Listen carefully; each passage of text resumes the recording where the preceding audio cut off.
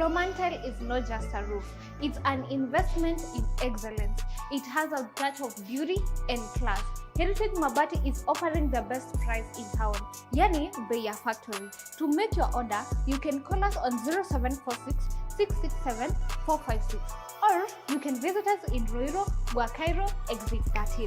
Karibuni nyote.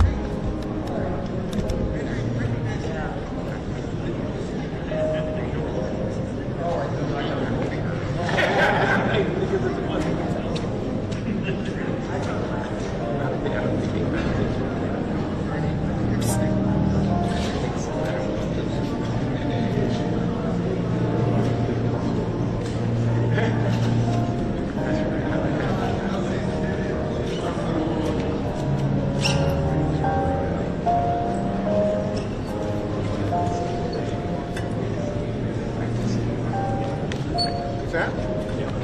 Yeah. Well, you wanted to interview me?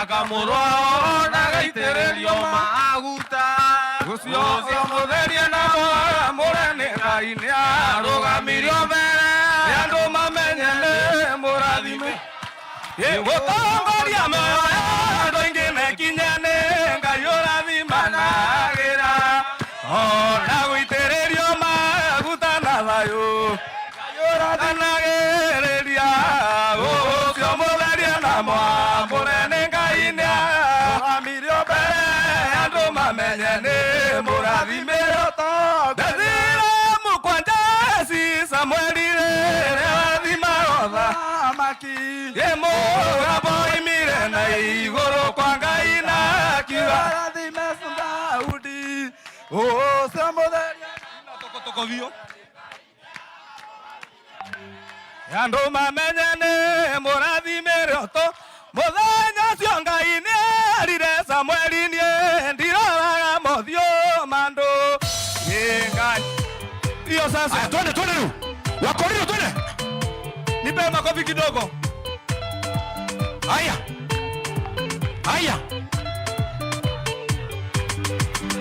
yene bwayo Yesu na erekerera yake umaende asiariro kinyabo plana kuruka emodio kabeole ebuja yake yake ujeria ni ando yo mwela ola kiwa ma wanarumo tingero kama bai rogama itu ine yandu eto tuisimame tuende Wakorino wake nipe kila mtu asimame oye makofi kidogo kila mtu hivi tu kila mtu wapi Wakorino wa tamwari tovae ekabere yake oro yenyezo adire ndani akebatithio nĩ Johana Ngai akĩmũheho ũimũthio gathĩ yothe kĩhunjagia kĩrĩra gĩake hunjĩria nĩ andũ ũyũ mwega wanasogopia na kĩremba kĩa Muraki basi haya tukiumagĩra pole tutige rumwe nĩ rwĩmbo. Asante sana, wapi makofi ya Wakorino? Haya, thank you so much DJ, tumeshukuru tena zaidi. Nuno na wageni wa Sarobi, kiute kiremba, iyo ni ngovia. Shindwe. Ate tuata Korino ate Sarobi rauka na kiremba kia Muraki. Iyo ni Mburani brother na inaenda mbali, si ndio? Atuwapigeni makofi tena, thank you so much. Now, kuna msanii amebaki. Weta wote brother. Teacher? Ngoja. Teacher Pendro. We. Ndio maana unakaa vizuri hivyo. Wapi makofi ya Teacher Pendro? Haya. Hello, bwana asifiwe. DJ. Bwana asifiwe. Ambia mwenzako tiga kwiruta muoyo. Songe yangu inaitwa tiga ikwiruta muoyo kana kwithima kiro. DJ. Makofi. Bekogwa.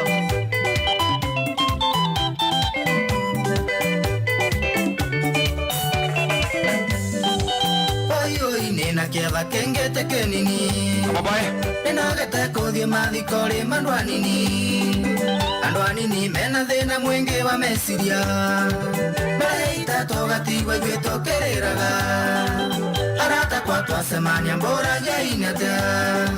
Kwa mũthenya mũkamenda na mũtikamona. Arata kwa twasemania mbũra njaine atĩa. Kwa mũthenya mũkamenda na mũtikamona. Makofi.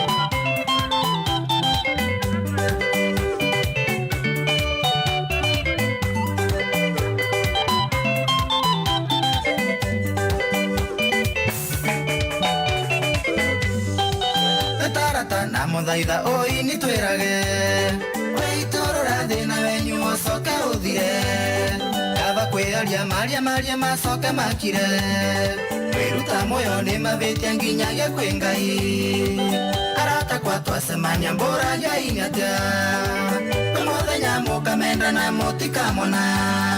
Wapi makofi yake DJ? Ngoja DJ do it. Tikwando amara ukuvurira ruvi ni rwimbo rwagia kieva muno. Andu matigei ruma kuvura makofi mangoro. Amutigei tafadhali. Andu matigei tigai kwiruta moyo. Ipai. Mboire rutha cukuru mboke ni mwire uguo. Moso the boy child. Boy child tigai kwiruta moyo. Tigai kwiyuraga. Yes. Andu matigei tondu weita ukethira ngomuna kusa kineithira. Ko mundu augire niramamire ngira mukaru kiroko nethira ni mukuo. Ati aramamire akineithira imo swara menyera kiri mukuo. Next on stage. Kiongozi ndio uwe na landi. Aya Muridhi, Karo Muridhi kiwacha ni kwa haraka haraka. Karo Muridhi kutoka Kiachokoma.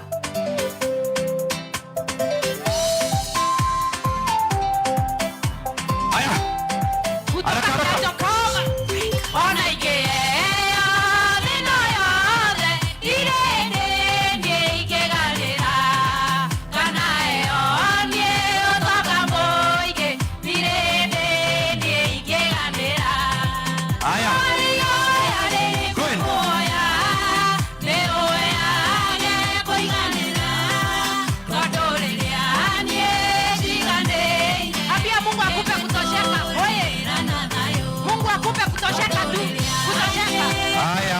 DJ, asante.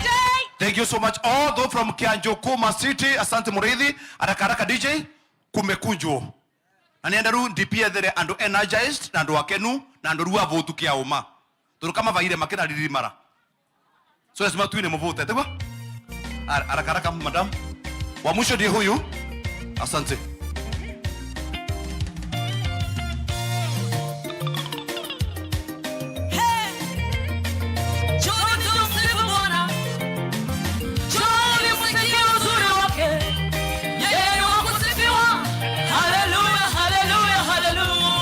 Aya, cheki. Pululizi. Nitakupatia chance mara ya mwisho, si ndio? Mko tayari?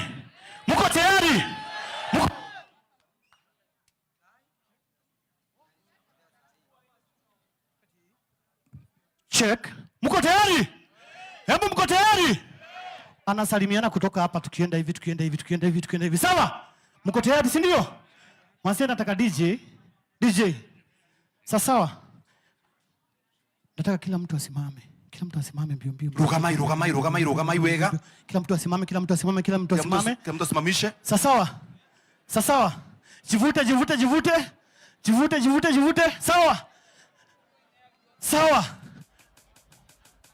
Breathe in. Muko sawa sasa? Hebu ya. Ngumi ni gapi? Tafadhali. Ngumi ni gapi? No mercy. Nikisema kidiki munasema fire. Kidiki. Ule MC. Aya, kwa hii nafasi naomba Sarobi kuja kidogo. Sawa. Onja mano wa Catholic. DJ tunasonga.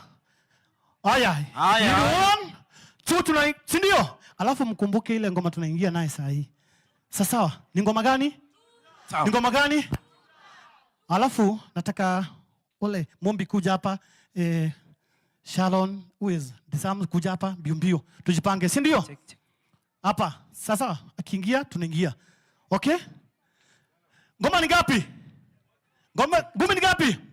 Na ngoma ni gani? Ngoma ni gapi? 2 town. Alafu 2 town ni gapi? 2 town. Haya, DJ finya hapo kumeandikwa pre bio. Robi? Haya, tuende kazi. Ino mikono hivi kidogo. Hivi. Tuende. Nipe sound sasa. Weka vidole vile namna hii. Jaza DJ, jaza. Hivi. Jaza DJ. Wapi shangwe ndani ya nyumba wewe? Energy. Hivi. Adaye. Nini? Anafanya. Cheza hivi tu. Weka vidole vile namna hii. Haya. Twende hapa. Inua. Twende. Inua. Twende. Energy. DJ shika kidogo, Ngoja DJ. Hello. Mko na energy? Kama uko na energy shout 2 time. 2 time. Sema 2 time. 2 time. 2 time. No mercy, no more. Fire, see fire. Aya DJ. Twende kasi. Beba. Inua mikono namna. Twende. Makofi ya juu kidogo. Twende. Inua. Piga. Songa kidogo. Kuna dawa, sema.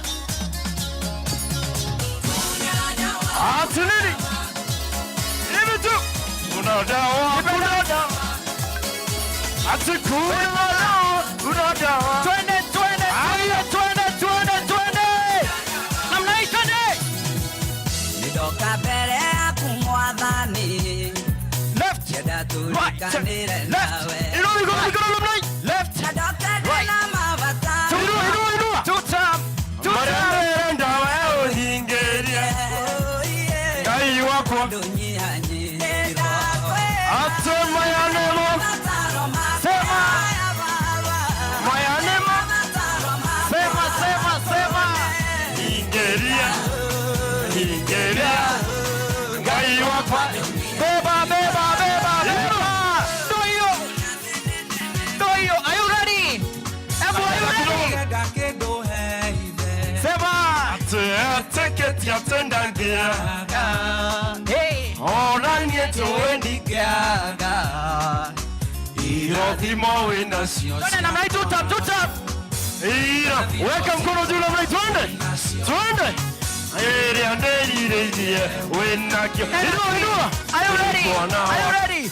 Inua. Ruka kidogo twende. Energy. Inua, ruka kidogo. Twende. Kama kwaya, sema. Munyenderi maundu mega nindagutua. Wetagwo Ngai. Ate. Mono boya. Hallelujah. DJ.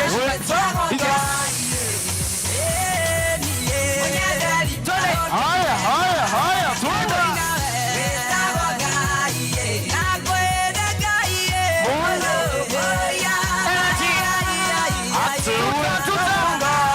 Namna hii.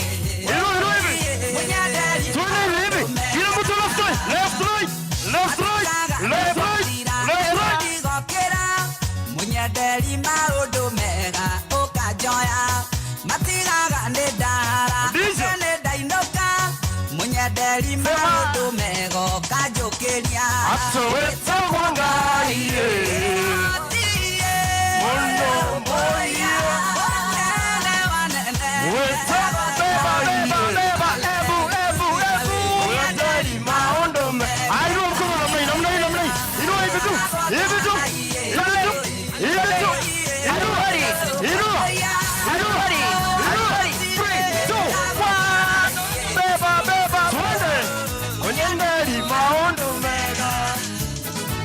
Chezea hapa kidogo.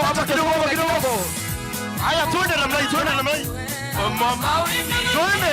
Upendo wa Yesu. Zunguka. Twende. Ati kwa mama. Haya twende. Upendo wa Yesu. Zunguka. Twende. Kwa mama. Twende. Wanizunguka. Wapi nduru ya Kindiki wewe? Fire, see fire. Haya. Hey. Wanizunguka. Upendo wa Yesu wanizunguka. Mama wimbi twende. Beba. Twende madije. Wanizunguka. Mama wimbi twende. Wanizunguka. Weka mkono juu zungusha hivi. Twende. Embu wapi mikono.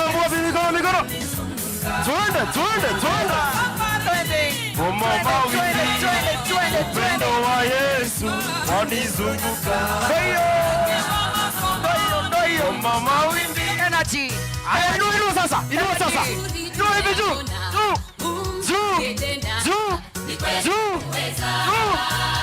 Fire si fire. Fire si fire. Siwasikii. Fire si fire. Aya, tuende right hivi. Inua. Hivi. Embu hivi. Watumishi wako ni wako. Chini. Yote waombayo. Juu. Ikiwa umependezwa. Chini. uamua hakuna wakulipinga, hakika wewe ni Mungu. Zunguka kidogo, zunguka na hivi. Zunguka. Energy. Tumeona twende hivyo. Wewe umetusua wapi nduru yake ndiki wewe? Haya. Achini. Kasema nakumbuka hii. Haya mahali uko sasa. Songa kidogo ya mimi. Weka energy. Ruka mahali uko na mimi. Twende. Yesu Kristo akurita kuokoe. Ati wachane na dhambi ya kuokoe. Wewe. Wachane na dhambi ya kuokoe. Wega.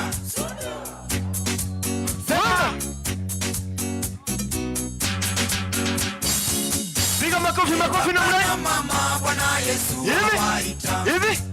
Waokoe muachane na shetani. Hata nyinyi vijana. Energy. Waokoe muachane. Sema. Newega. Sudu. Haya najenga. Makofi kwa. Makofi ya juu. Bwana Yesu. Wapi nduru ya kindiki wewe? Wapi kelele tu. Nego kena. Are you ready? Twende DJ. Makofi ya juu. Twende mikono basi juu. Mikono juu. Hapa twende. Are you ready? Hebu mko tayari? Twende. Tungerea utu. Haya. Are you ready? Hivyo hata ndio Christian. Twende. Weka vidole twende. Upendo wa Yesu. Hivi. Twende. Upendo wa Yesu. Hapo mama wimbi. Upendo wa Yesu Wanizunguka. Hapo mama wimbi. Upendo wa Yesu Wanizunguka kidogo namna hii. Zunguka. Twende. Tutamkuwa ready. Mama wimbi. 2 minutes. Upendo wa Yesu. Wanizunguka. Twende hebu. Mama wimbi. Upendo wa Yesu. Zunguka kidogo namna hii na maringo. Weka maringo kidogo. Wapi nduru ya kindiki ndani ya nyumba wewe? Kindiki. Twende. Weka mkono twende. Kindiki. Twende.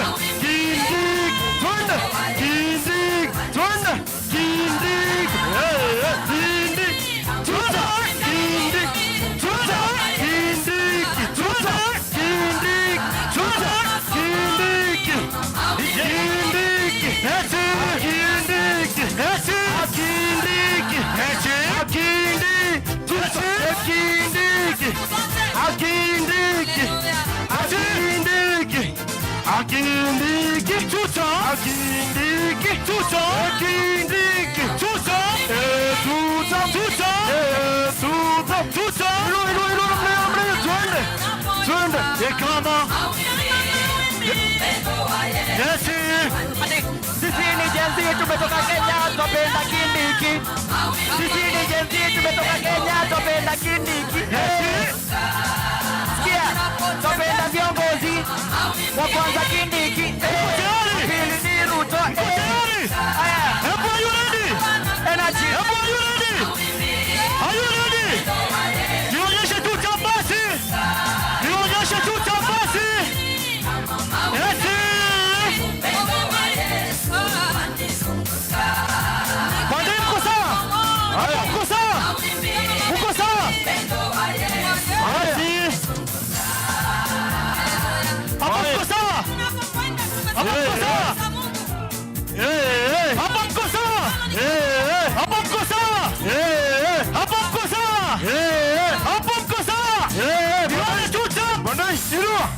Inua hivi. Inua. Inua. Tuta. Tuta. Mama Yesu. Upendo wa Yesu. Wanizunguka. Haya. Embu. Are you ready for the gift of blessing? Hold the republic.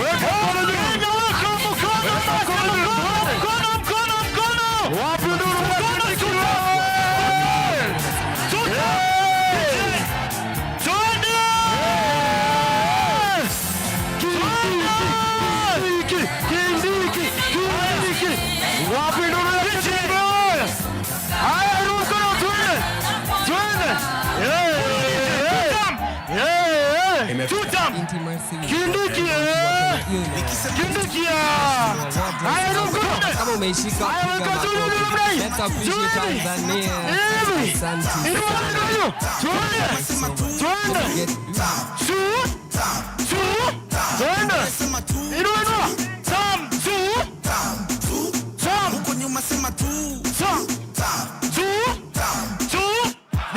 Fire.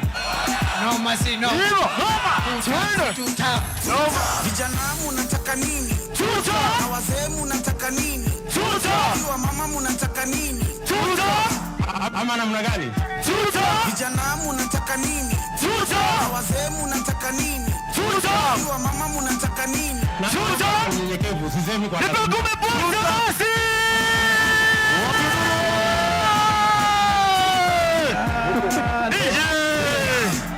DJ. Nikisema tu Ala. Hey. Leo ni leo, msema kesho ni tutam. Embu hoi. Embu hoi. Vijana hoi. Vijana power. Vijana fire. Ni fire si fire. Ni noma si noma. Ni mbwekse si mbwekse. Wacha nione Embu akisema ni mbwekse, ni mbwekse, ni mbwekse, ni mbwekse. Ni mbwekse, ni mbwekse. Uko nyuma mbwekse, uko nyuma mbwekse, mbwekse, mbwekse. Wacha nione tutam, alama ya tutam, alama ya tutam, alama ya tutam. Alama ya tutam, alama ya tutam. Tutam, tutam. Panda hii tutam, tutam, tutam. Hey. Naomba tuketi jameni. Very good, asante sana. Kwanza kabisa niseme asanteni sana vile mfika hapa. Nyinyi kama vijana kutoka Embu County, mjisikie mko nyumbani. Hapa ni kwenu kwa sababu nyinyi ni majirani wangu. Ni kweli si kweli? Si nyinyi ni majirani wangu?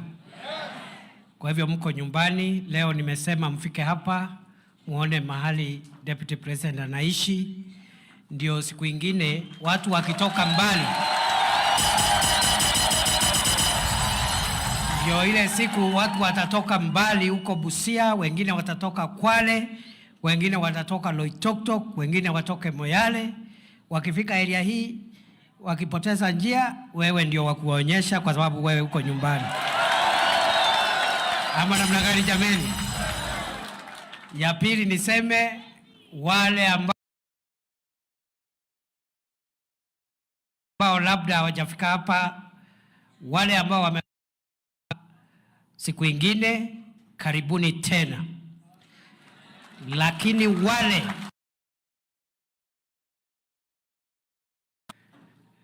nawaambia ya kwamba hii haitakuwa safari yenu ya mwisho kutembea hapa.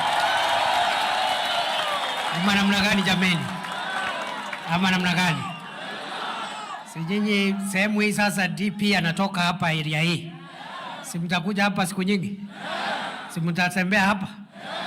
Hata wakati even if I'm not here, mnapangana mnakuja hapa. Mnatembea hapa. Ama namna gani? Mnajinice, mnaenjoy, mnajinice, mnachukua maselfie nini, mnakula, mnakunywa. Kwa sababu hapa ni kwenu, kweli si kweli? Niseme vile vile Hey, naona hii ni fire ya ukweli. Ni fire si fire. Ni fire si fire. Ni fire si fire. Ni noma si noma. Ni noma si noma. Ni mbwekse si mbwekse. Ni mbwekse si mbwekse. Ni tutam si tutam. Nikisema harambe mnasema tutam. Harambe. Harambe. Bas, kwa hivyo leo nilikuwa nataka tujadiliane mambo machache. Kwanza nimesema karibuni. I hope mmepata lunch kidogo. Ama bado? Bas, wale bado tutaendelea na mambo ya lunch. Tutakaa hapa, hatuna haraka ya kutoka hapa. Ama namna gani?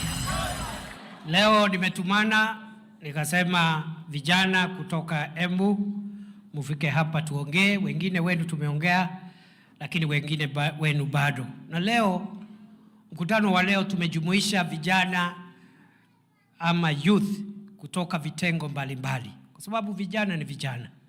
Haijalishi ile kazi wanafanya, haijalishi wale wako shuleni, haijalishi wale wako kwa biashara, haijalishi wale ambao ni wasanii. Vijana ni vijana. Changamoto zao ni sawa sawa. Mahitaji yao yale wanahitaji serikali wafanyie ni mahitaji moja, kwa sababu vijana wako na miaka mingi kuliko wazee hapa duniani. Kwa hivyo wako na interest kubwa nchi yetu kuwa mahali pazuri na iwe na uchumi bora, kwa sababu hao ndio wataishi kuliko wale ambao kama sisi ambao tumezeeka. Kwa sababu Mungu ameumba hivyo, ule anakuja baadaye duniani ndio anakaa kabla ya kuondoka. Kama namna gani? Siku na wale wako karibu kusafiri na wengine bado miaka kidogo waende. So mimi nataka nianzie hapo, niwaambie hivi vijana na mnisikize vizuri, mimi nikiwa ndugu yenu mkubwa na kwa wale wadogo nikiwa baba yenu, ya kwamba msikubali watu wazima au watu wazee ambao wametumia wakati wao, wamekuwa na biashara, wamekuwa na kazi, wengine wameenda retire, wengine wamejifanyia mambo mengi, wameelimisha hata watoto wao. Msikubali sisi ambao ni wazee tuwaharibie taifa la Kenya, kwa sababu hii taifa, nyinyi bado yale mambo ambayo tumeyafikia sisi, nyinyi bado hamyafikia. Hata wale wako na familia, watoto ni wachanga. Wengine bado hamjapata familia. So you need a good country, a peaceful country with a good economy, so that when we finish college you can get a job.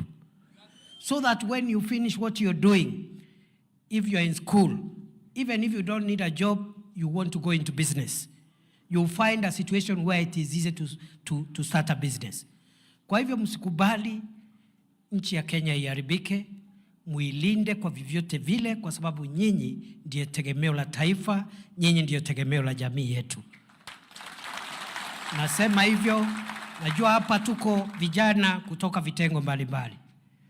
Tuko na viongozi wa wanafunzi ambao wanawakilisha comrades.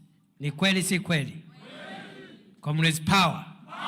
Comrades power. Hawa comrades, tuko na viongozi ama wawakilishi wa wanafunzi wa vyuo vikuu, tuko na wawakilishi wa wanafunzi wa colleges za katikati, tertiary colleges kama TVETs wako hapa. Lakini pia tuko na vijana ambao labda hawako shuleni saa hii, wanajifanyia mambo ya kutafuta riziki, labda wamemaliza shule. Wengine wako kwa creative economy, wako katika mambo ya usanii, mambo ya uigizaji, mambo ya content creation, mambo ya kujitafutia riziki pale kwa mitandao na teknolojia ya kisasa.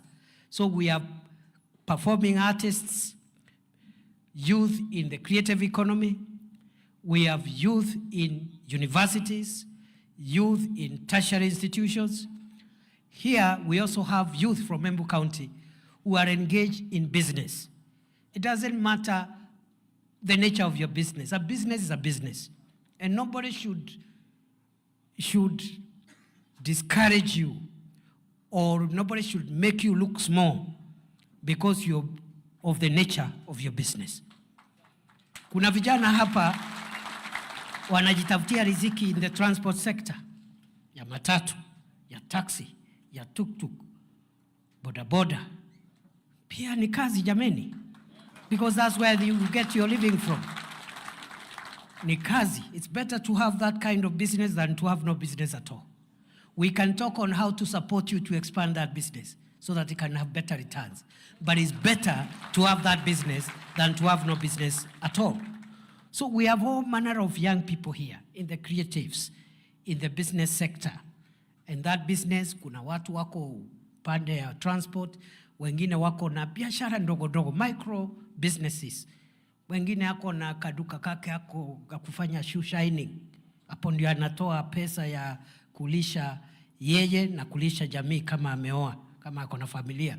So young people, I want to encourage you today that you have a bigger stake in the progress of our country than the older people, because you have a longer time and you will spend more time than the older people. So don't allow those of us who have had our time to spoil the country for you.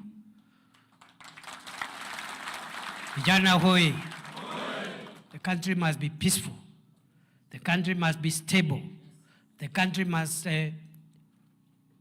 continually reduce the number of jobless young people and people without opportunity. We must continually tackle unemployment and lack of opportunity. The country must be peaceful, as I've said. It must be good for business. And the country must expand. The economy must continue expanding for you and your children so that you will find opportunities in life the way we also found opportunities when we were young people. So it is a very important thing you have to do. And most of all, the country must be free from violence, from corruption, and from the things that make our country slide backwards. Na msikubali. Be good stewards. Ask the hard questions, especially to those in authority.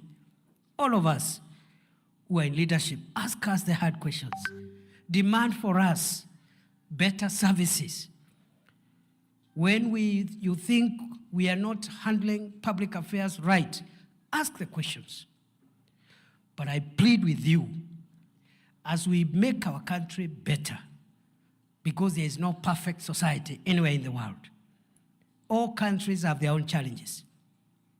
Some countries are dealing with unemployment, others are dealing with ethnicity, others are dealing with racism. So there is no perfect society in the world. So as you ask questions that are meant to help our country have a better governance system, a more accountable system, a corrupt-free society, a responsible leadership, ask those questions. But in the process, don't allow people to manipulate the national challenges to incite young people to destroy their own country. Because if you destroy the country, then it will defeat the purpose for which you are asking for better governance, because there will be no country to govern in the first place. I say that because recently I saw a bit of disquiet, and I said the issues that the youth of Kenya are raising about employment and equity and the need for us to fight ethnicity, the need for us to fight corruption, those are good questions.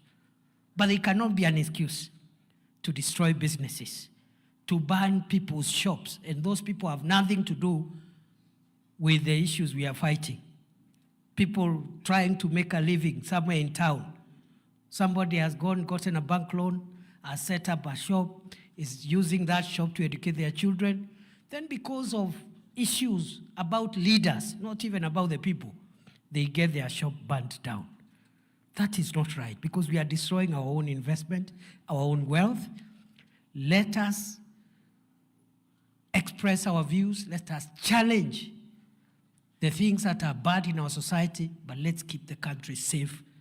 Let's keep the country with a good business environment so that you as young people, you can inherit a better country and take it forward in the years to come. I also wanted to take this chance just to highlight a number of things that the government is doing to support the dreams of young people. Because many people are talking out there, and sometimes some of the things that people are talking are not true. Let me start by saying that, as I said, there are youth in business, there are youth in colleges and universities, there are youth who are in the creative industry, and all young people, they have a common dream. And the common dream is that their education, their talent, their businesses will give them income so that they can raise up families and also get empowered as citizens. That is the dream. Whoever is doing a business, hiyo biashara imsaidie.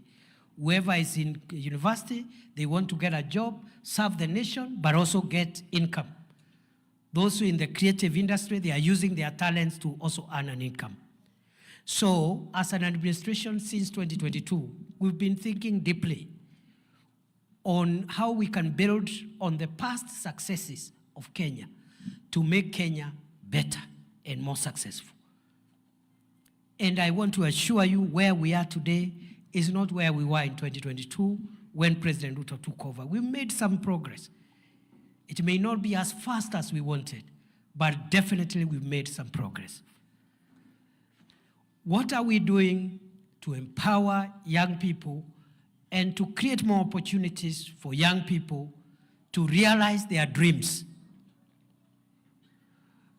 We noted in 2022 when we came into office that one of the biggest challenges we have is employment and income opportunities for young people. We realize every year about 1 million young people leave this education system at different levels: primary, secondary, tertiary, university. Total, about 1 million leave the education system.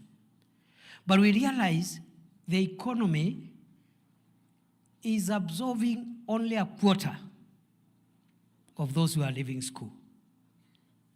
About 200,000, 250,000. And that is not good, because over time, if 100 young people leave the school system and only 250 are absorbed, 750 will be left hopeless without opportunity. The following year, the same. The following year, the same. Over many years, we have accumulated a large number of young people that could have an education, but they don't have an opportunity to use that education. Could have a talent, but that talent cannot give them income. So they are there, they have talent, they have education, but they have no opportunity to make money and get an income. And that's not good for the country. And we have come with deliberate programs to reduce the number of unemployed, jobless young people so that we can tackle unemployment and lack of income opportunity head on.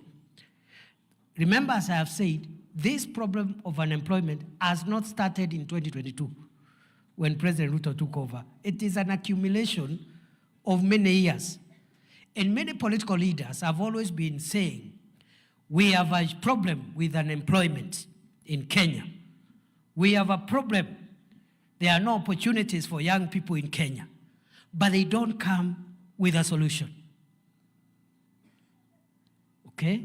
While we all appreciate we have a challenge of creating adequate opportunities for young people, very few people, if at all, have sat down to reflect what are the pathways that can help us reduce the number of young people that do not have income opportunities. We realized, for example, in 2022, for the comrades in the university, the tertiary colleges, we realized we have a big number of university graduates who have no jobs. Many of them in the teaching profession, but others in other disciplines. So we came with an expanded employment program for those university graduates who have studied education or health sciences or other disciplines, so that we can expand the number of graduates we are absorbing every year. Because of time, and I have quite a bit of speech to give, let me just exemplify using those comrades who have studied education. We realized that there were about 300,000+ unemployed teachers. They are qualified to teach primary school, secondary school, they are unemployed. That is almost half of the number of teachers we have. In other words, we have about slightly over 300 teachers employed and another 300,000 unemployed. And every year that number is increasing. I'm just giving teaching as an example. And we realized every year the government of Kenya has been employing between 4,000 and 5,000 teachers a year. But those who are graduating are much more from our colleges. So we are increasing the number of unemployed teachers, and the opportunities we are giving them are quite small. You graduate 20,000 or 15,000, you absorb only 4,000. Over the years, the number has accumulated. So what did we do? We decided to expand the recruitment of teachers. Instead of employing 5,000 teachers every year or 4,000 teachers, we have employed in 3 years up to now 76,000 teachers. In December, in 3 years, by December, we'll add another 24,000. If you add what the government of President Ruto has employed in terms of teachers, and these are youths who have left university, they have started teaching. By December this year, we will have clocked 100,000 teachers. Since independence, between 1963 and 2022, the number of teachers in primary and secondary school employed by government was slightly over 300,000 teachers. For 60 years, Kenya had employed 300,000 teachers. In 3 years, Kenya has employed 100,000 teachers. So the number of teachers by December, when we hit the 100,000, the number of teachers employed by this government in 3 years is almost a third. Is almost 30% of all the teachers ever employed over 60 years of Kenya's independence. That way, over time, we are reducing the number of unemployed young people in the teaching profession. I've just given teachers as an example, but we're also doing that for other disciplines. We are doing that for other disciplines. That is an example of a program that is deliberately tackling youth unemployment and reducing the number of qualified young people with no income, without jobs. So we are expanding the public sector to accommodate more graduates, not just for universities, but also for tertiary colleges. Allow me also, we realized also one of the reasons why many graduates from colleges and universities remain unemployed is because the courses they have studied are not aligned, they are not wired to fit into the demands of the market. You have a skill which is not required in the market. So we started by relooking at the curriculum so that for those who are your juniors in primary and secondary school, we'll prepare them for the market. When they come out of college, come out of school, they are job ready. That's why we brought in CBC. When we were campaigning in 2022, every county we stepped into, the parents of Kenya used to tell us, abolish CBC.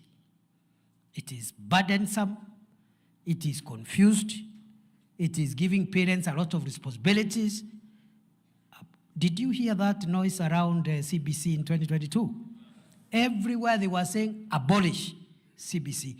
Today, you will not hear a single Kenyan saying, abolish CBC. Why? Why?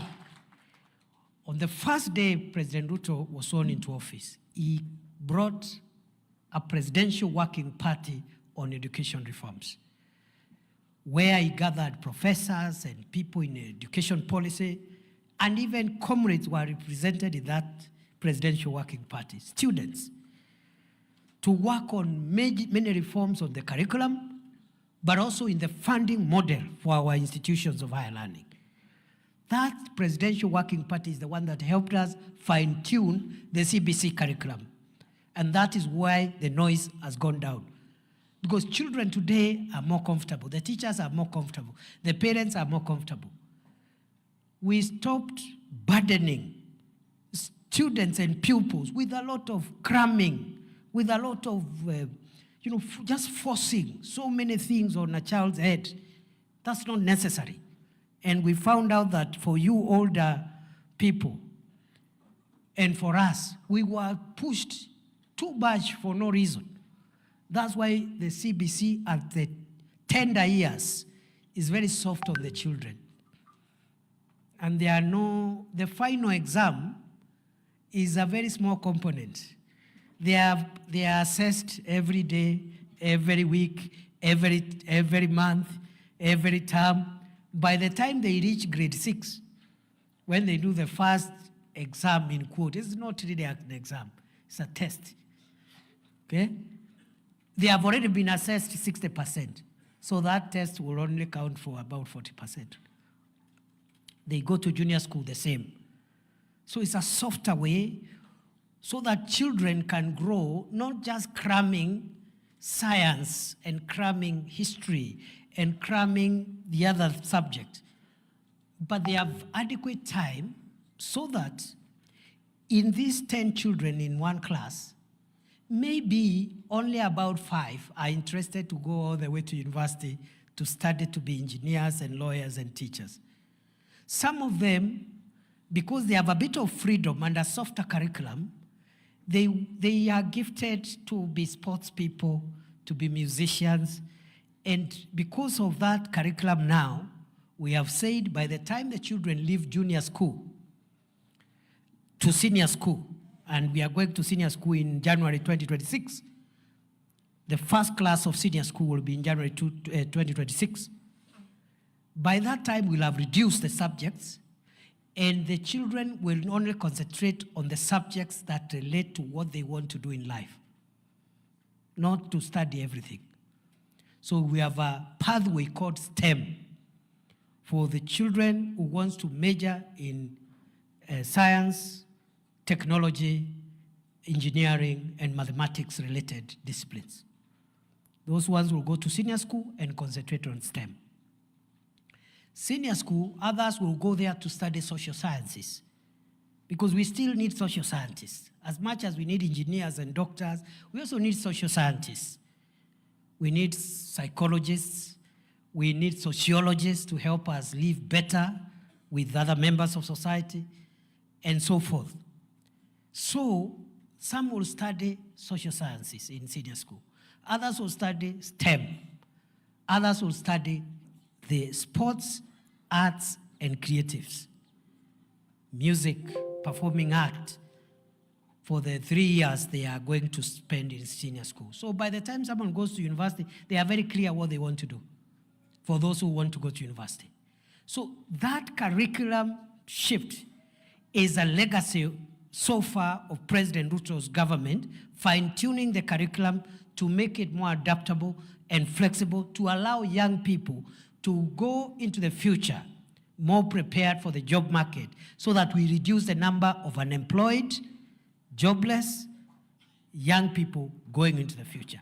And over time, the new curriculum will help us solve this issue because some of those who are talented in youth and sports, in sports and arts, will very early start concentrating on those talents And I'll tell you shortly what else we are doing to support those kind of students so that we have a whole of society approach to education.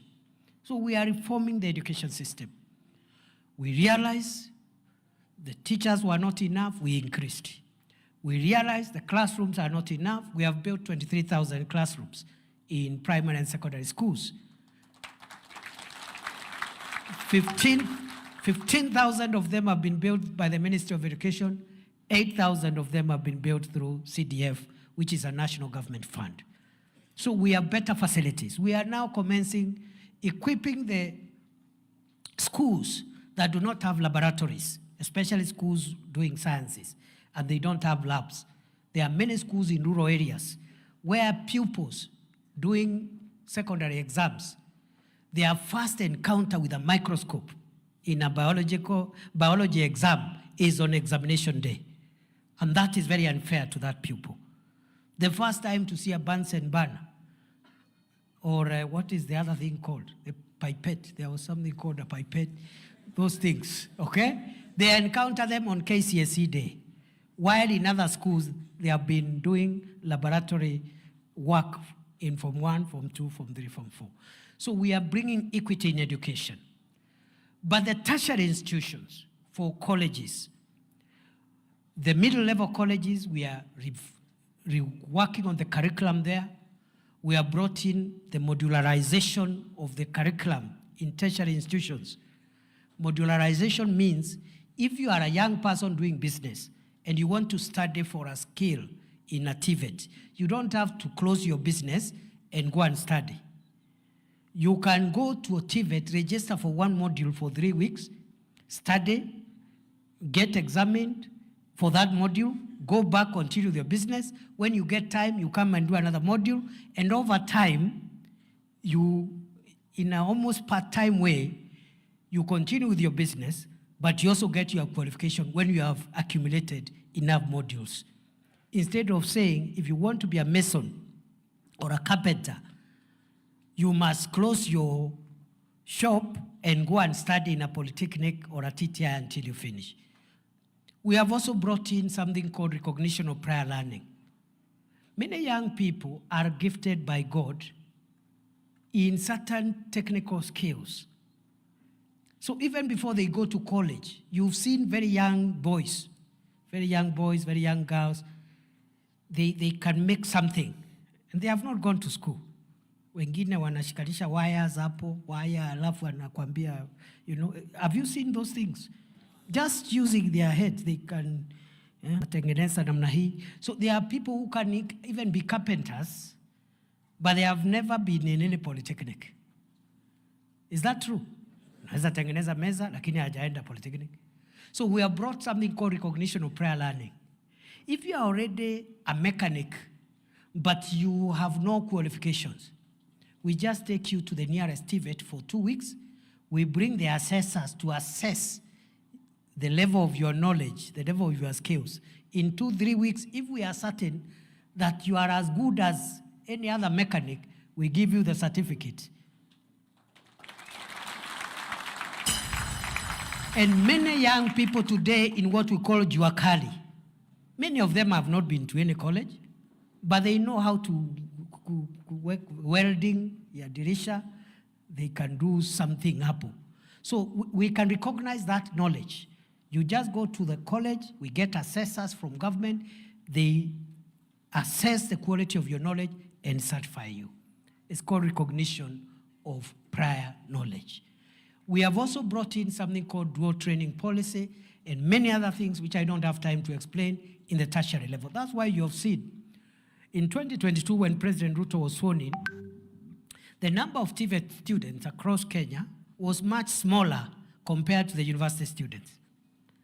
Yet, economists will tell you, you are supposed to have more students at tertiary level than those in the university. It's supposed to be a pyramid. Ours was inverted. You had almost 1 million students in universities and only 297,000 in TVETs. That's not good for the economy because you need more people with technical hands-on skills and fewer people with higher level supervisory knowledge to assist, but you need plumbers. The country is run by plumbers, electricians, masons. You know, they are the ones who do the practical things. But we had more university students, almost 1 million, than tertiary institution students, 297. Today, in 3 years, we have moved the enrollment of TVET students from 297,000 in September 2022 to 720,000 today. By December, we want that number to go to 1 million. By next year, end of 2026, we want the number of TVET students to go to 2 million.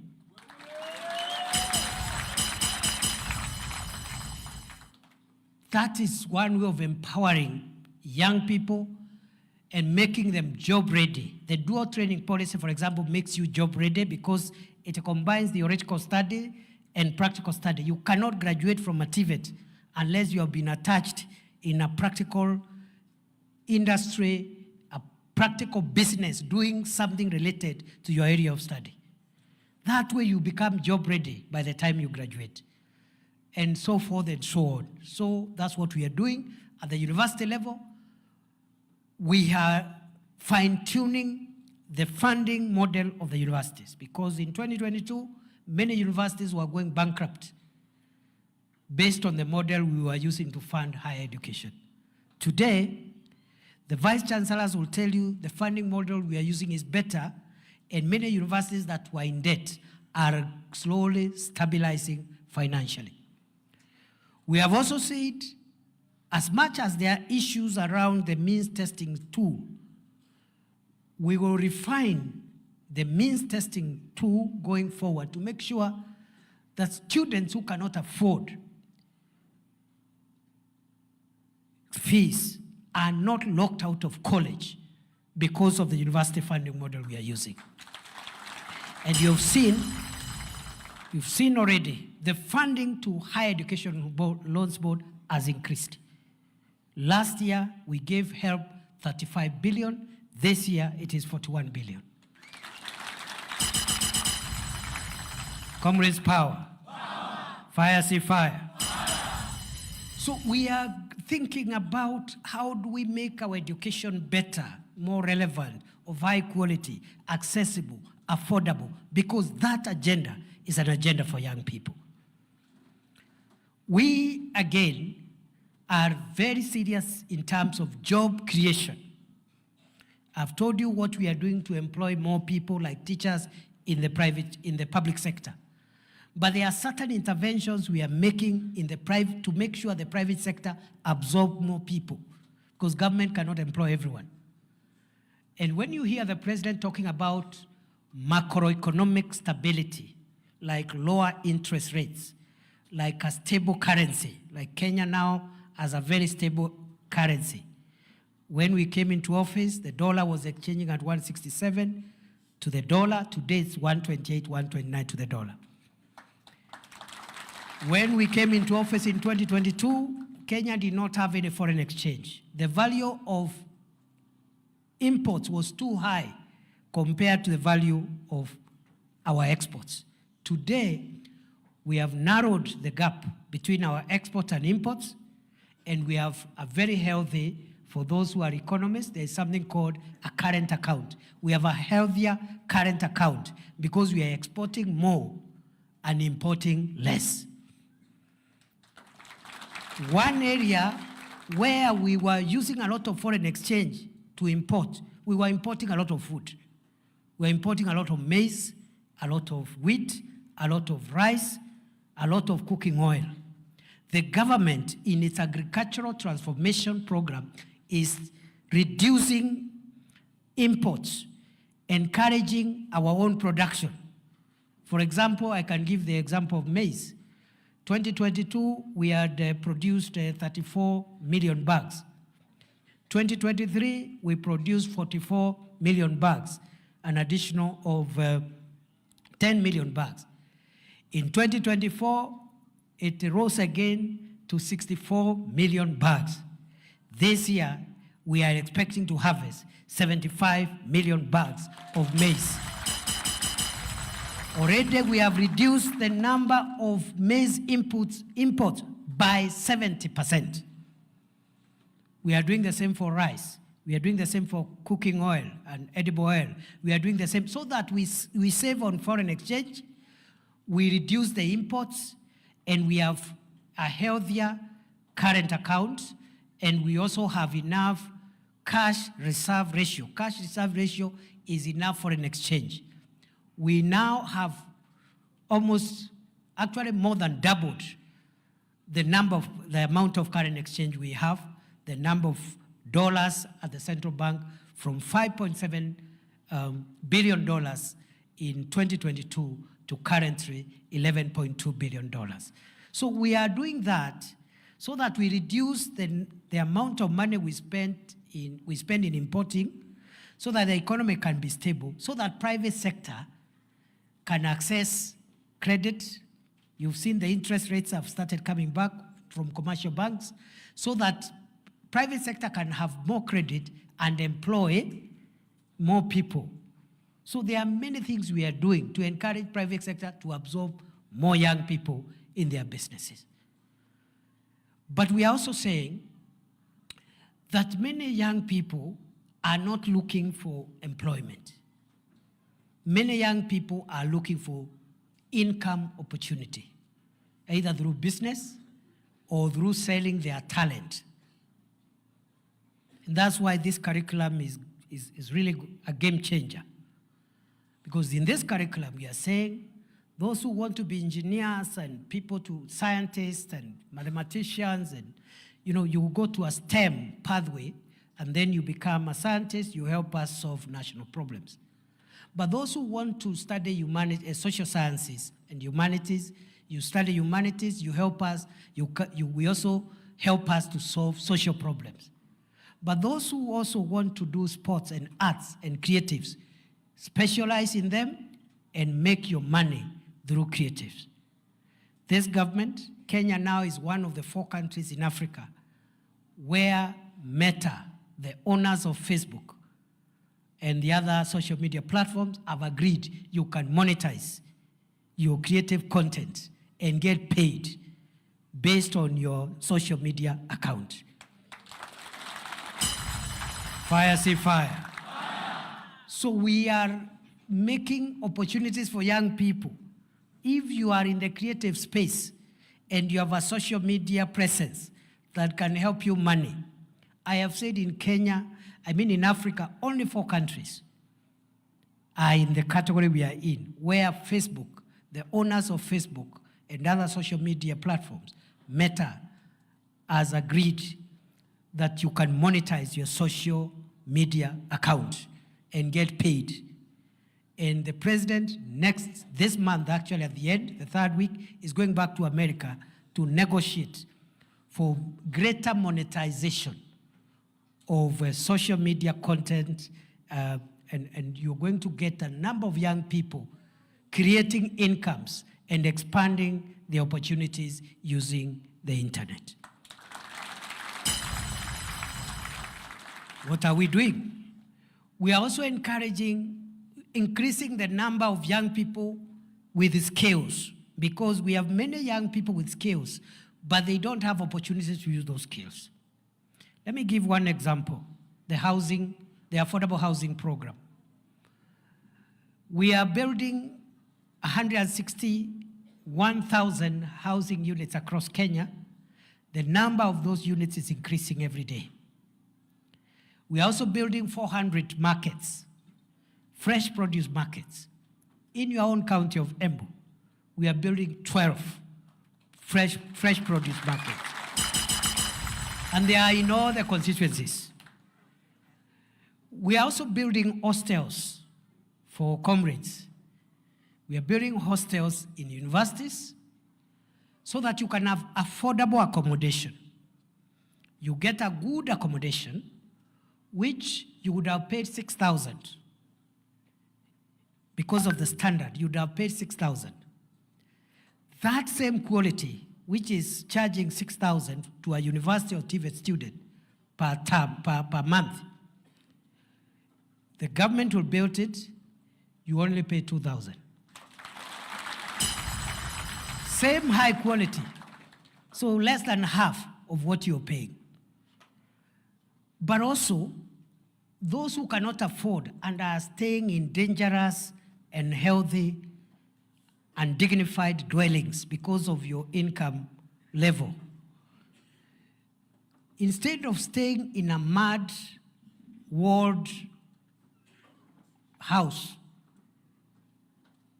or some place which is raining, is leaking, and paying 2,000 a month, you will now upgrade yourself. That 2,000 you are paying, you'll come and pay it in a place with the internet, with water, with a cooker, with the gas and everything.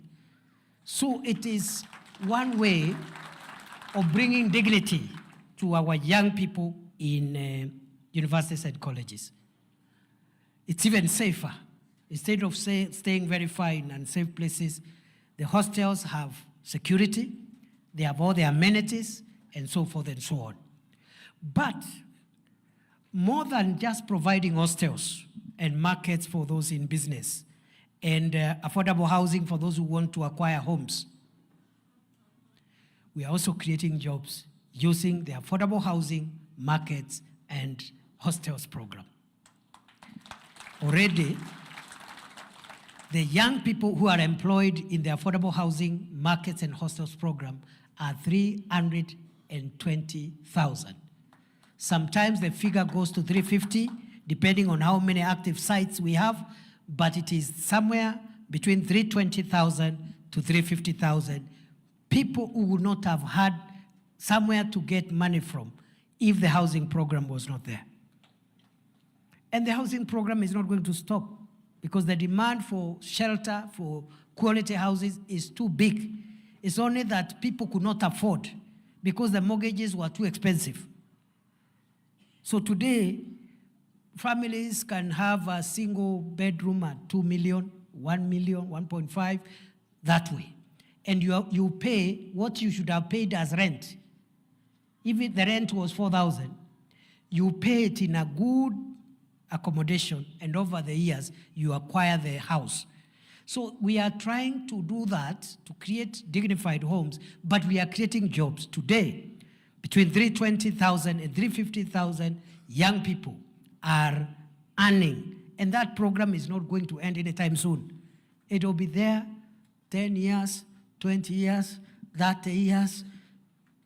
And for those who think this program is not important, read the history of South Korea, Singapore, and Malaysia.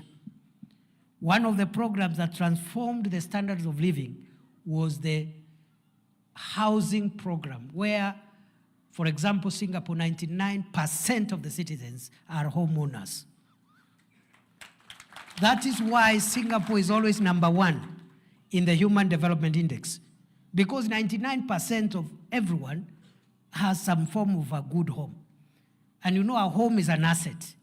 So when you have more Kenyans owning an asset, which is 2 million, 3 million, when you calculate the wealth of the nation, you will see where Kenya will be placed 10 years, 15 years, 5 years from today. So 350,000 young people, plumbers, masons, electricians, engineers, architects, quantity surveyors, and even for the people who have not been lucky to go to school, they are working in those sites as watu wa mkono. And nobody should degrade you because you are a mtu wa mkono. Because as we said, kazi ni kazi. As the Kenya Kwanza, UDA people, we believe work is work. And there's dignity in work. So long as you are getting an income out of it. If you can get a better job, it's okay. But in the meantime, the work you're doing is important and should be protected and assisted to grow. We want to push the number of people working in affordable housing, markets, and hostels from 350 to about 600,000 by the end of the year.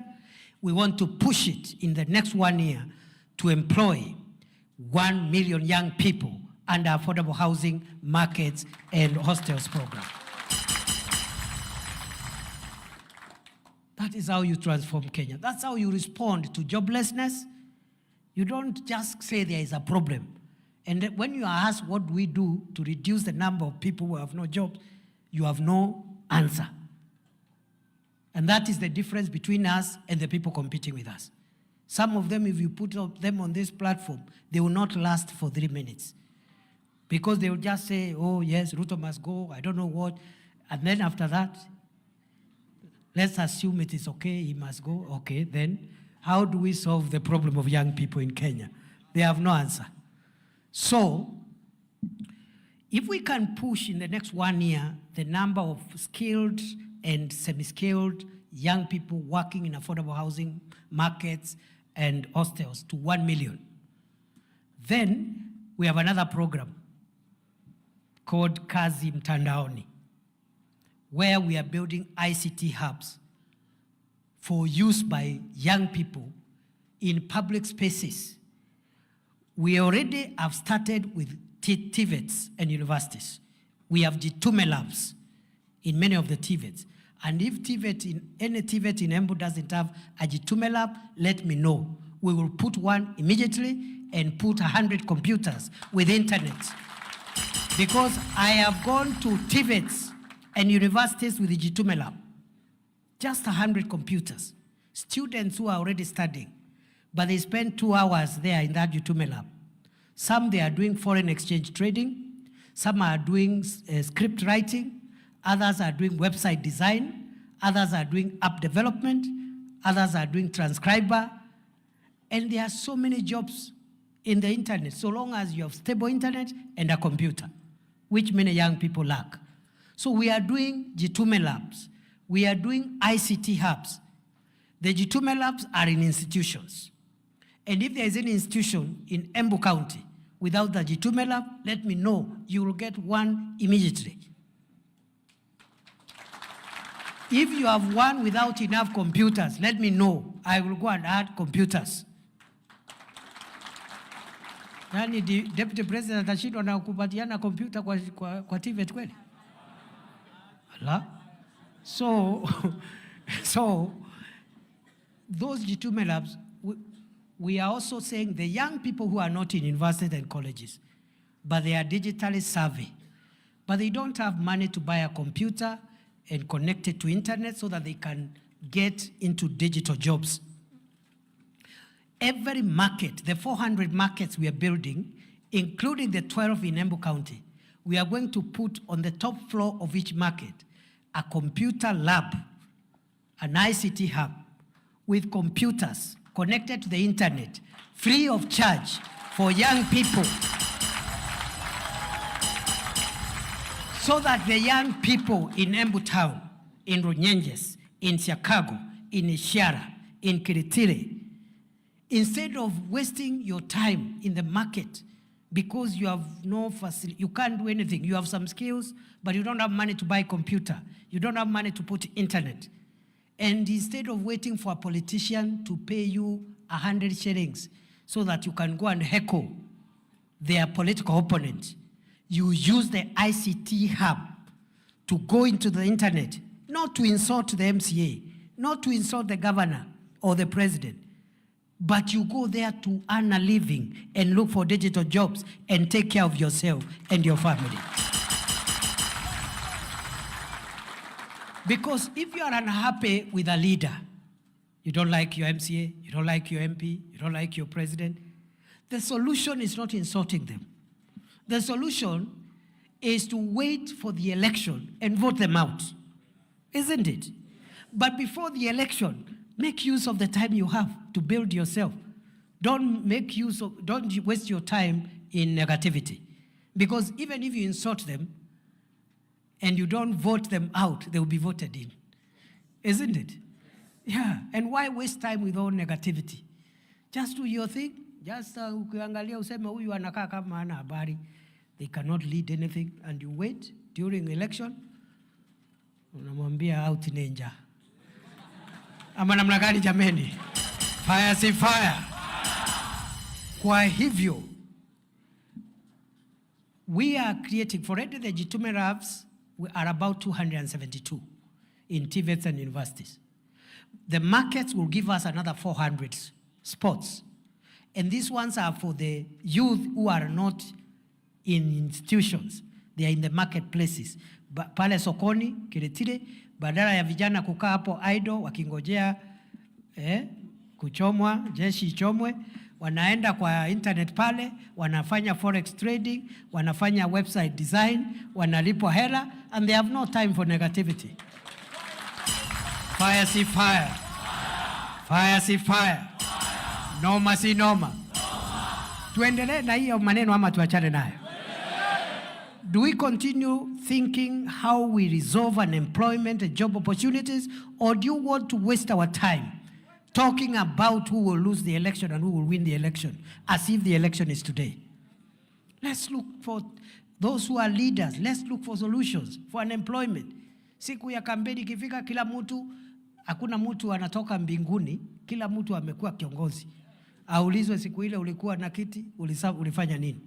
Mimi nitakuja nijitetee, ule mwingine ajitetee, wananchi waamue, tuendelee. Mwenye anachaguliwa anakuwa kiongozi wetu, mwenye anakosa anangoja siku ingine. Ni fire si fire. Ni fire si fire. That is maturity. That's how countries mature. Our job now is not to say who will be elected and who will not lose the election. Our job now is to ask, what can we do when we are in office? What can we do for our young people? So that when the time comes for accountability, we have something to say. So we have about 185,000 young people who are making a living out of digital jobs, but that number is very small. And it is because many do not have access to computers and internet. We even have a new phenomena, those who are ICT savvy. There is a new phenomena called business process outsourcing. Those in the creatives and in the ICT sector, they will tell you. Where companies in America, in Europe, instead of traveling to work there, they employ you at the call center, for example.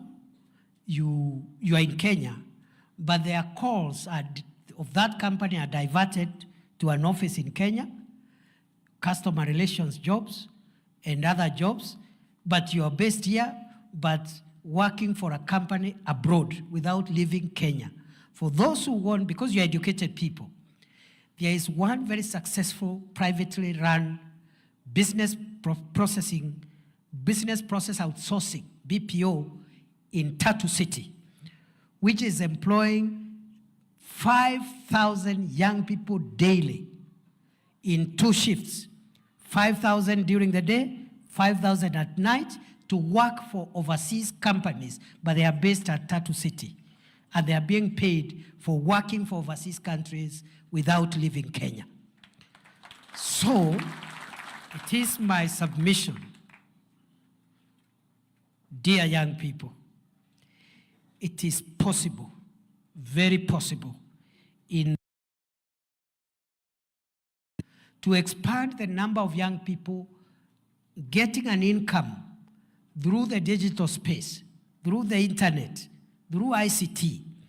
That number can easily rise from the current 185,000 to 1 million young people. It is possible. It is very possible. So if you have 1 million young people in Kazi Mtandaoni, ICT jobs program, then you have another 1 million young people in the affordable housing and markets and hostels program. Then you have another program called Kazi Maju. And we are saying, if you're a young person, of course the priority, we are creating jobs for you here to do, if you get it here. But for heaven's sake, as a young person, you are more flexible than older people. If you get a job abroad before the one you're waiting for here arrives, go and do that one as you wait for the one here. Because kazi ni kazi. Ama namna gani? Yeah, there are people in America today, in Europe, in Dubai, in wherever. So what has this government done to increase the number of young people getting access to international jobs. We have signed something called bilateral labor agreements, which were not there. And we have started implementing them. That's why you've heard the noise which was there about mistreatment of Kenyan workers abroad. It is lessening by the day. Because today, we have 6 bilateral labor agreements with some of the countries overseas, in Europe and Middle East. And we are negotiating another 13 countries, bilateral labor agreements with 13 other countries, to bring the total to 19, almost 20 countries. In those agreements, before a young person leaves the soil of Kenya, the government of Kenya must know who is their employer,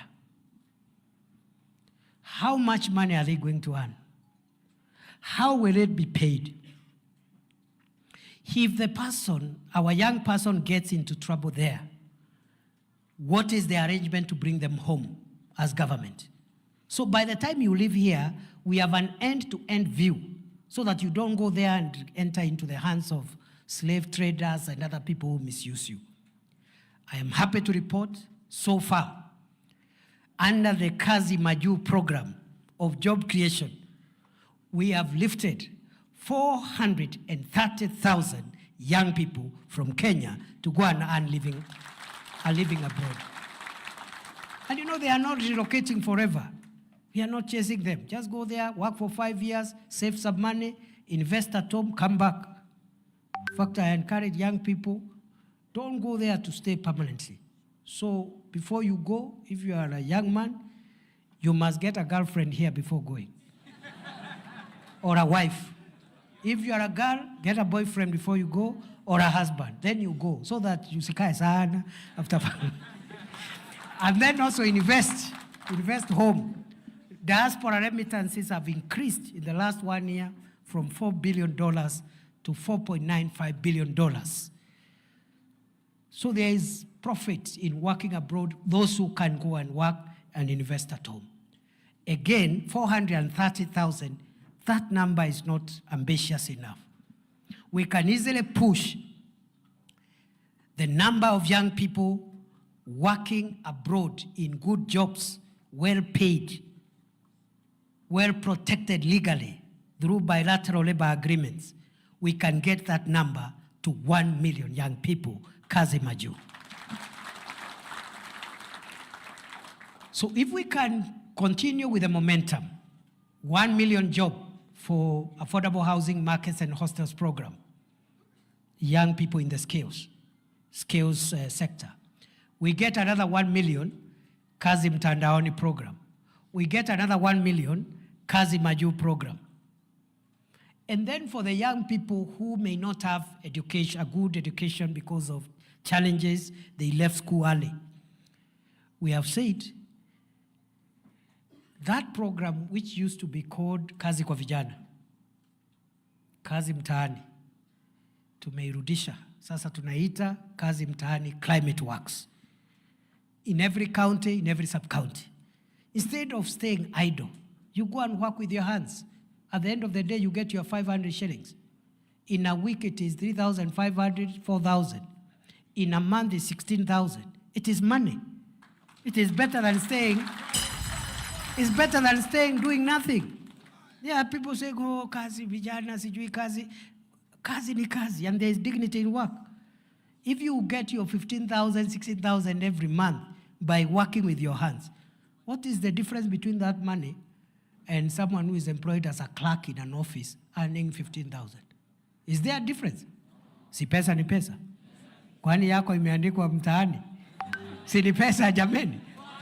Whatever the person working in an office is doing as a clerk, you will also do it with the work of your hands. Ama namna gani jameni? So we are going to start with 200,000 young people. I hope we can increase it to almost 500,000 for the semi-skilled and unskilled jobs through Kazi Mtaani Climate Works. Good people, dear Kenyans. That is how you connect the dots of the conundrum and the challenge that is youth unemployment and lack of opportunities. There are young people who are already in business. I said here we have youth in business here. It doesn't matter the type of your business. Transport sector, retail sector, it really doesn't matter. Biashara ni biashara. We are introducing now a program called Nyota for you. Young people between 18 and 35 years, men and women, youth who have a business. There is a program called Nyota, which is going to start on 18th of September, in 3 weeks. It is going to be launched by the president in the whole country. And that program will identify 70 micro businesses in every ward in Kenya. 70 businesses run by youth. That's why it is called Nyota, National Youth Opportunities Towards Advancement. So we look at every ward and look at youth-led businesses or youth-run businesses, 70 of them per ward.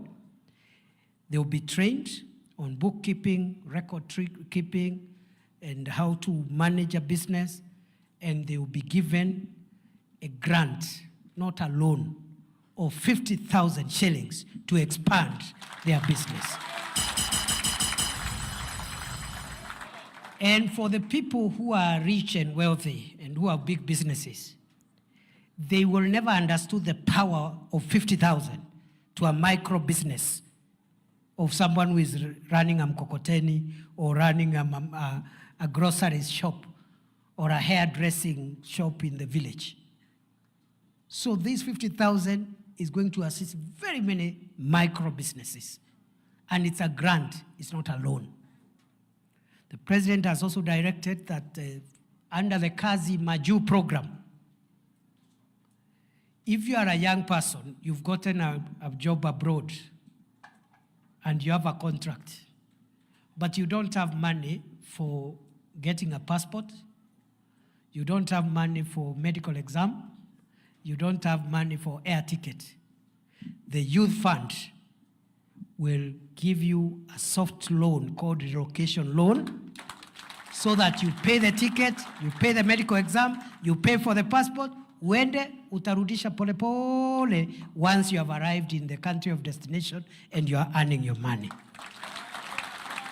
If fire, see fire. If fire, see fire. So, good people, I can talk for a day. I can talk the whole day. But it is not right. And I am not saying that the government should not be criticized. We are in a democracy, the government should be criticized because we are not perfect and no government is perfect. Where we have excesses, we need to be told. Where we need to rectify, we need to rectify. But it is also not true to say that this government is doing nothing. I can talk about agriculture, I can talk about roads, I can talk about electricity, I can talk about health, many things. But today I just wanted to speak about the interventions of this government to create jobs and income opportunities for young people.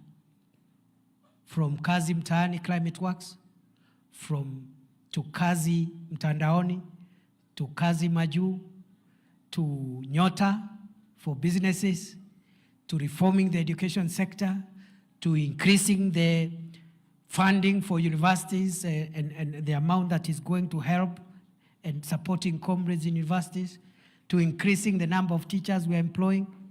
There is something we've done. And we have another 2 years to do even more. So I am not worried. When the time comes for us to account, we will not lack what to tell the people of Kenya. In every county, we will have something to say. Let me give you an example. What we've done, we have asked the National Employment Authority,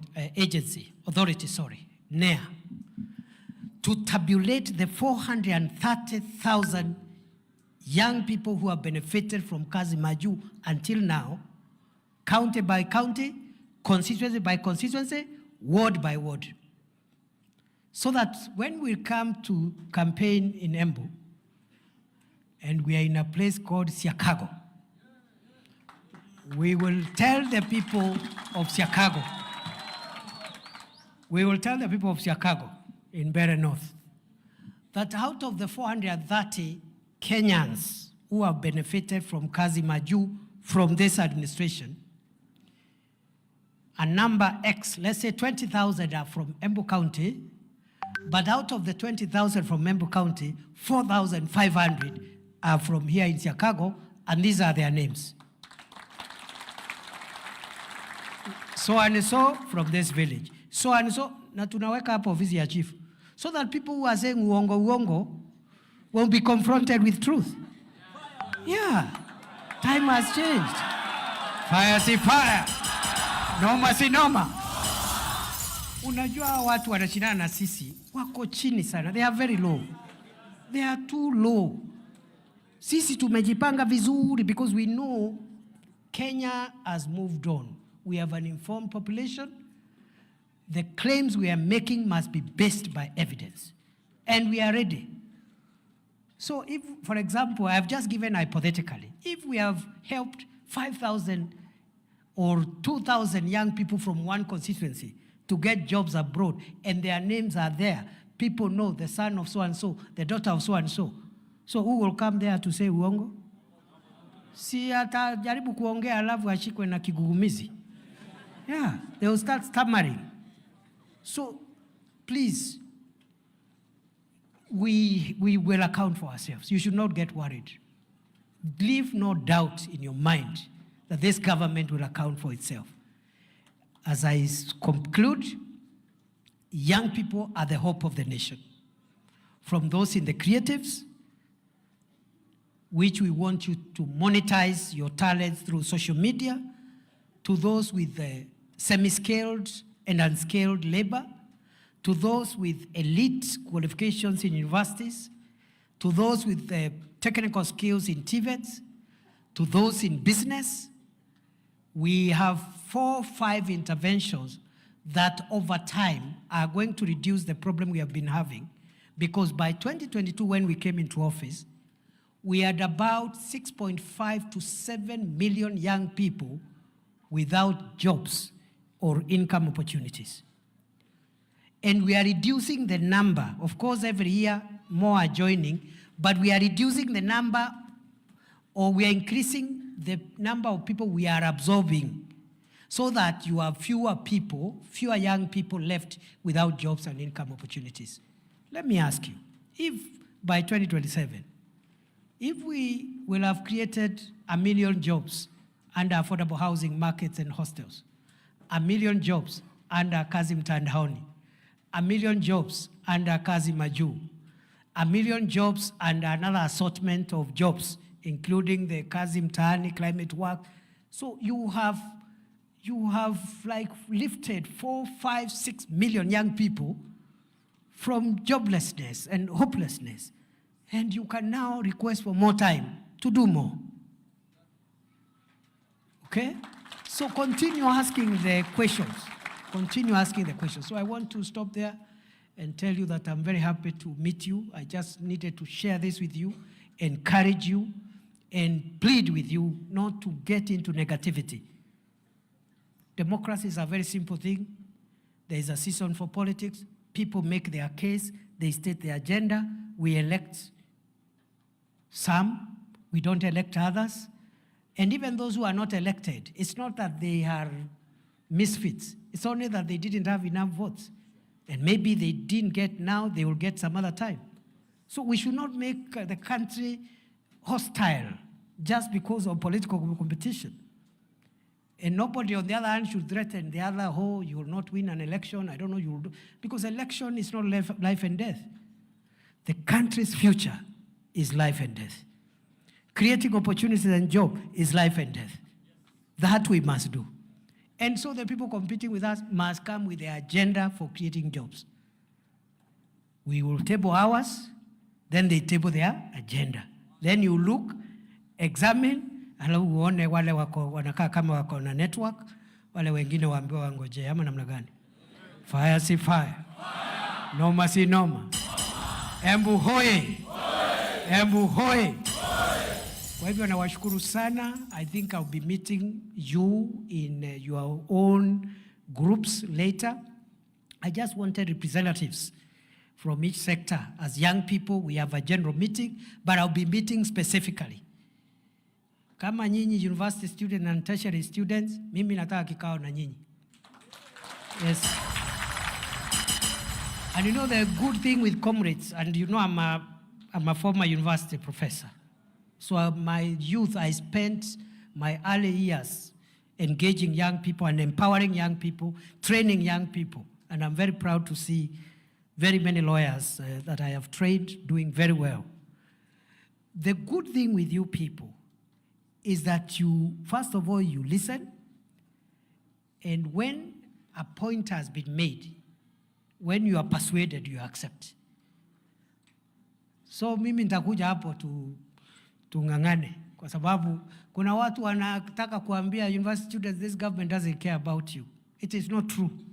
So nitakuja hapo tufanye kikao hata kama ni 3-4 hours and you can see I can talk for 7 hours. Alafu na nyinyi muongee namna hii. Kama namna gani? Wacha tusimame tuimbe wimbo moja alafu a few people will come here and say something. Wapi DJ? Nyinyi ni tutam mama mko wapi? Ni tutam. Ni tutam. Fire si fire. Noma si noma. DJ weka ngoma moja nzuri tu. Aya. DJ.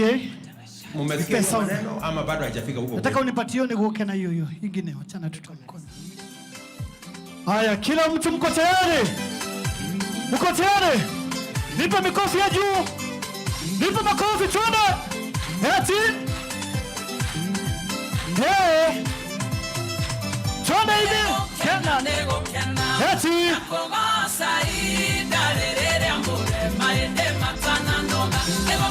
Bariki nipi. Bariki. Bariki. Bariki. Bariki.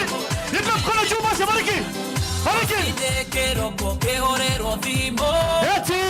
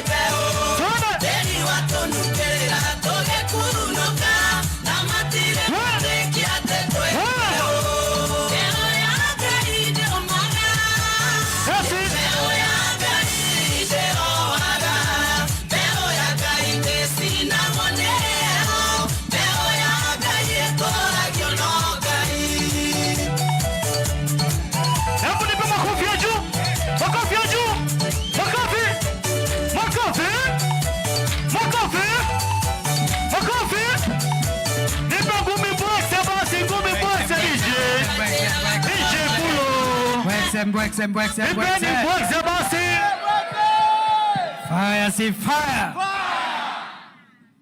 Now, Bas, we can get seated. Wacha tupatia a few young people dakika moja waseme kitu. Alafu tawaambia vile tutaendelea. Niliwaambia msiwe na haraka. Leo ni leo msema kesho. Leo ni leo msema kesho. Fire si fire. Noma si noma. Tutam si tutam. Mbwekse si mbwekse. Nyinyi mkorada kabisa. On behalf of the creatives, can we have Geoffrey Mwangi aseme dakika moja. Fire si fire. Noma si noma. Geoffrey ni fire si fire. Sema kitu Geoffrey. Mheshimiwa naibu wa rais wa Jamhuri tukufu la Kenya, viongozi walioko mahala hapa na wananchi wanarika wa Embu. Hamjambo? Hamjambo tena? Nimesimama hapa on behalf of all creatives, musicians, content creator, wale wanafanya fine arts. Mheshimiwa Naibu wa Rais, maybe you are wondering, mimi naitwa Babu wa Dallas. I am a content creator. Maybe you are wondering kwa mkutano ya wanarika Babu anafanya nini? I am a young man. Babu is just a character that I play. Fire si fire. Fire.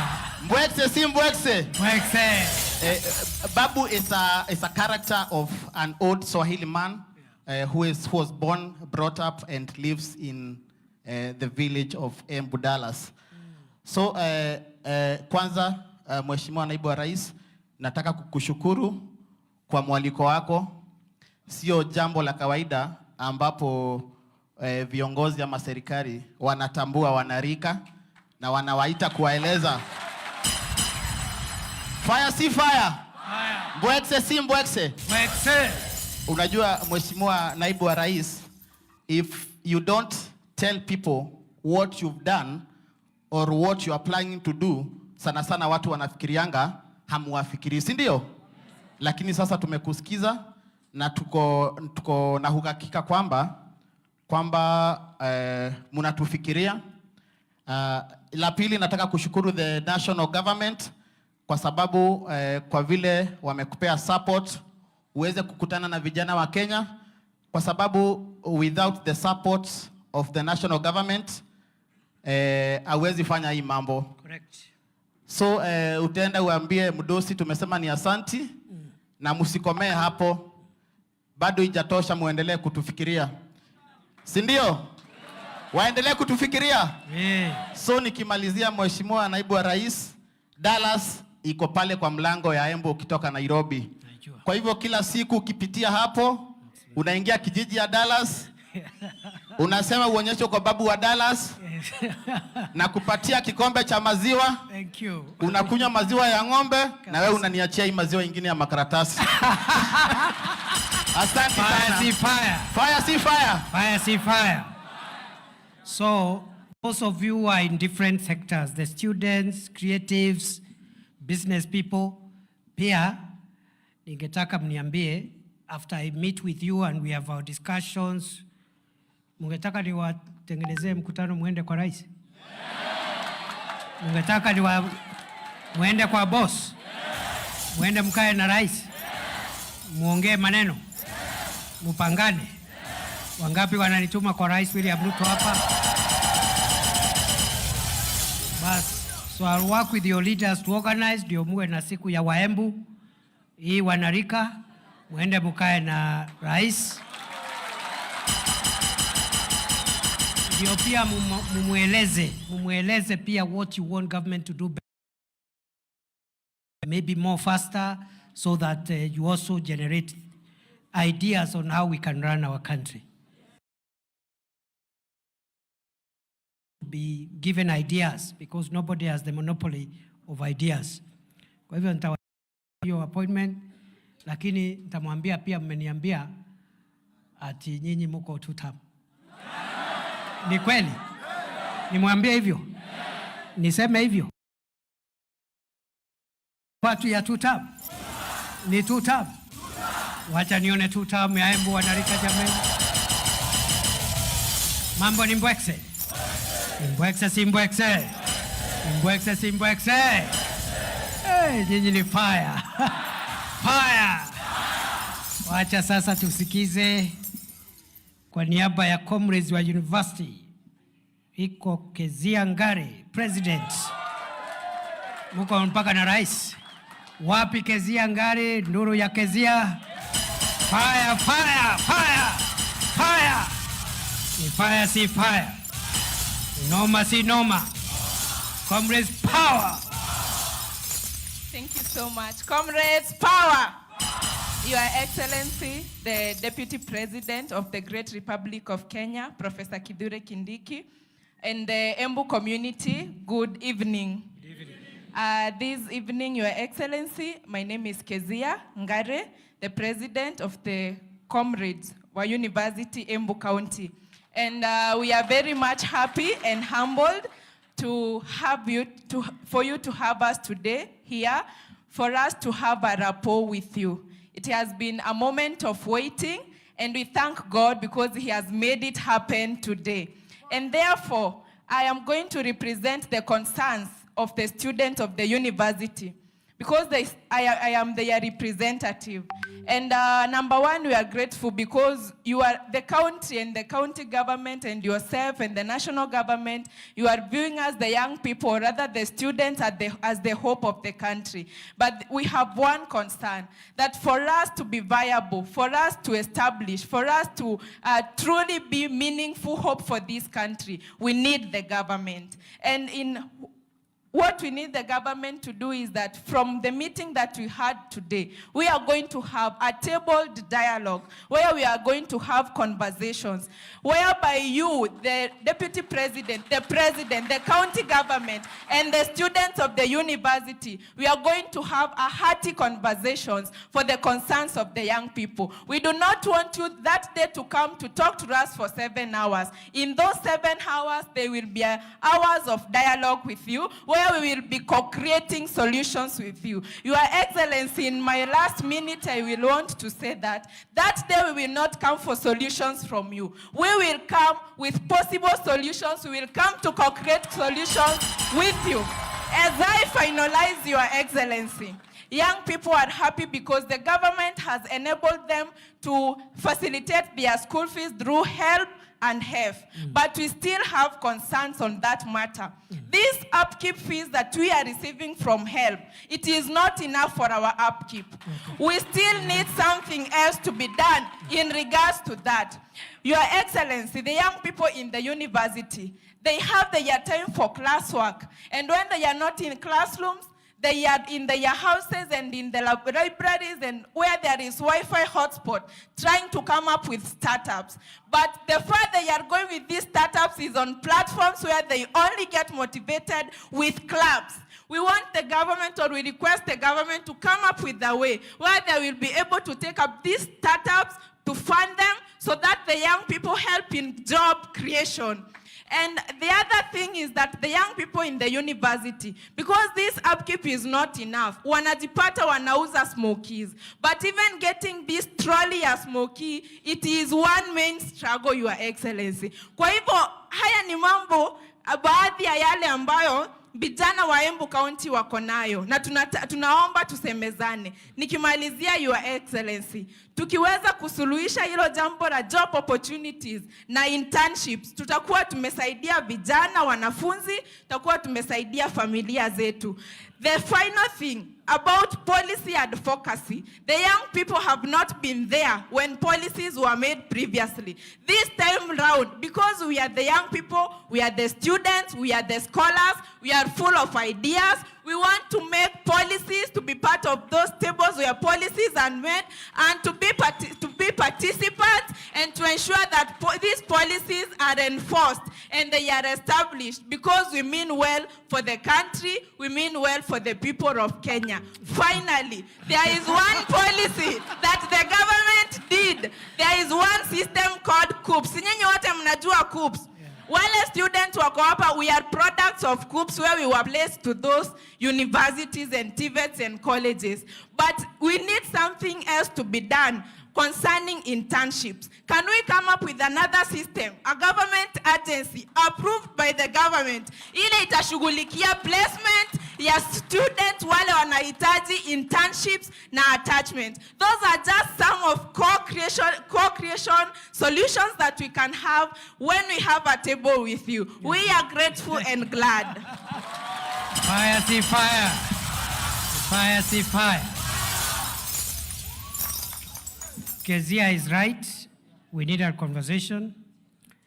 And that conversation, if I speak for 1 hour, the students will speak for 2 hours.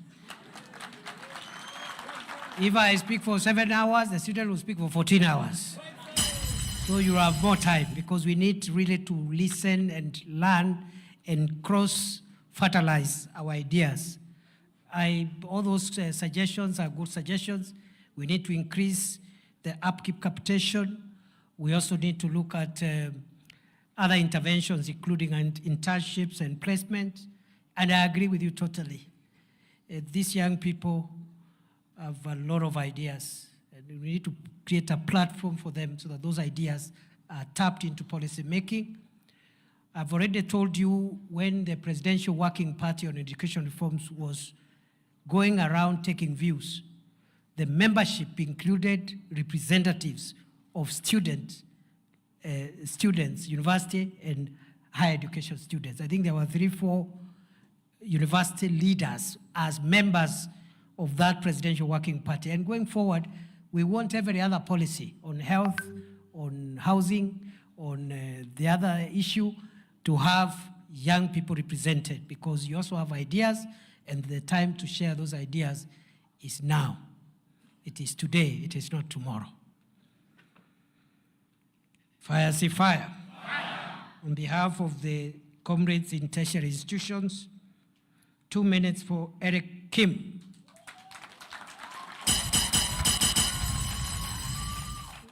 Wapi Eric, ni fire, see fire. Noma, si noma. Imbwekse, si imbwekse. Thank you so much, Your Excellency. My name is Eric. I am an engineer, so I'll take the shortest time possible. So, Your Excellency, I want to bring to your attention of student organizations within county levels, whereby students from a certain county who could be schooling in that county form an organization. They could be in that county or outside of that county, and they do so many things, including policy advocacy, including awareness of the government programs. For example, in Embu County, last week, we held a press briefing where we brought student leaders from the University of Embu and all over 16 tertiary institutions in Embu. And we made a resolve to support the government of the day. Not to stop criticizing the government, but you want to create a platform where the young people, where the youths, youth leaders and student leaders can come together and co-design and co-create solutions to their problems together with the government. Because it is not enough to go to the streets, it is not enough to always shout words against the government. We want to sit in that table in the breath of what Kezia said, so that we could design those solutions. And allow me to say the words of Kofi Annan, who said that the youth are not too young to lead, and also they are not too old to learn. So we as a student leaders to come to those tables, to those round tables where policies are made, offer our insights, and have a progressive country, not a chaotic country. Beautiful. We do not have a perfect country in the world. Citizens work together with the government for perfection. I submit. Thank you. Beautiful. Fire, see fire. Fire, see fire. Thank you very much, Kevin. I agree with you.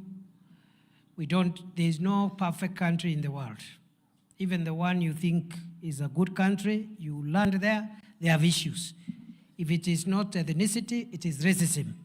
If it's not racism, it is corruption. If it is not corruption, it's another thing. So we must work towards creating a more perfect country, a better country. And it's a generation to generation thing. Each generation tries to better what they find. And I agree with you entirely. Kevin has also told us that is it Kevin or Eric? Eric has told us that the students are not saying government should not be criticized. They are saying correct government, bring ideas, and there is no need of disrupting the economy, especially if you're being listened to.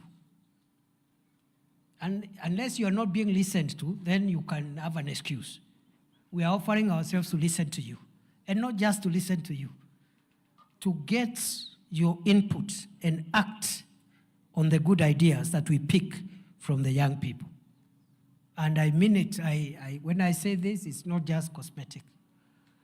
I've been a university professor for more than 12 years, and I really enjoyed my time there because, you see, young people have extraordinary talent. They have extraordinary energy.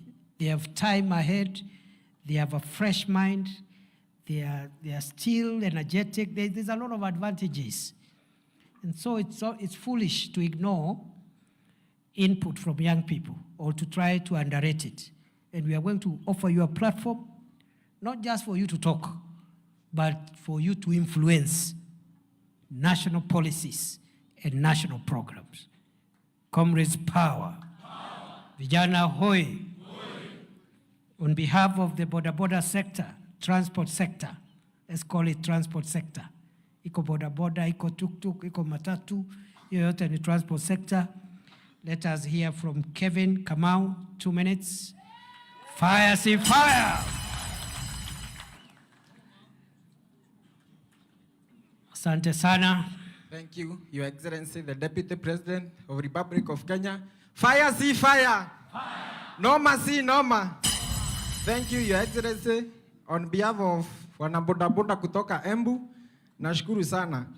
Na Your Excellency, kama tuko live najua wanabodaboda mahali wako hawaamini nimekanyanga red carpet.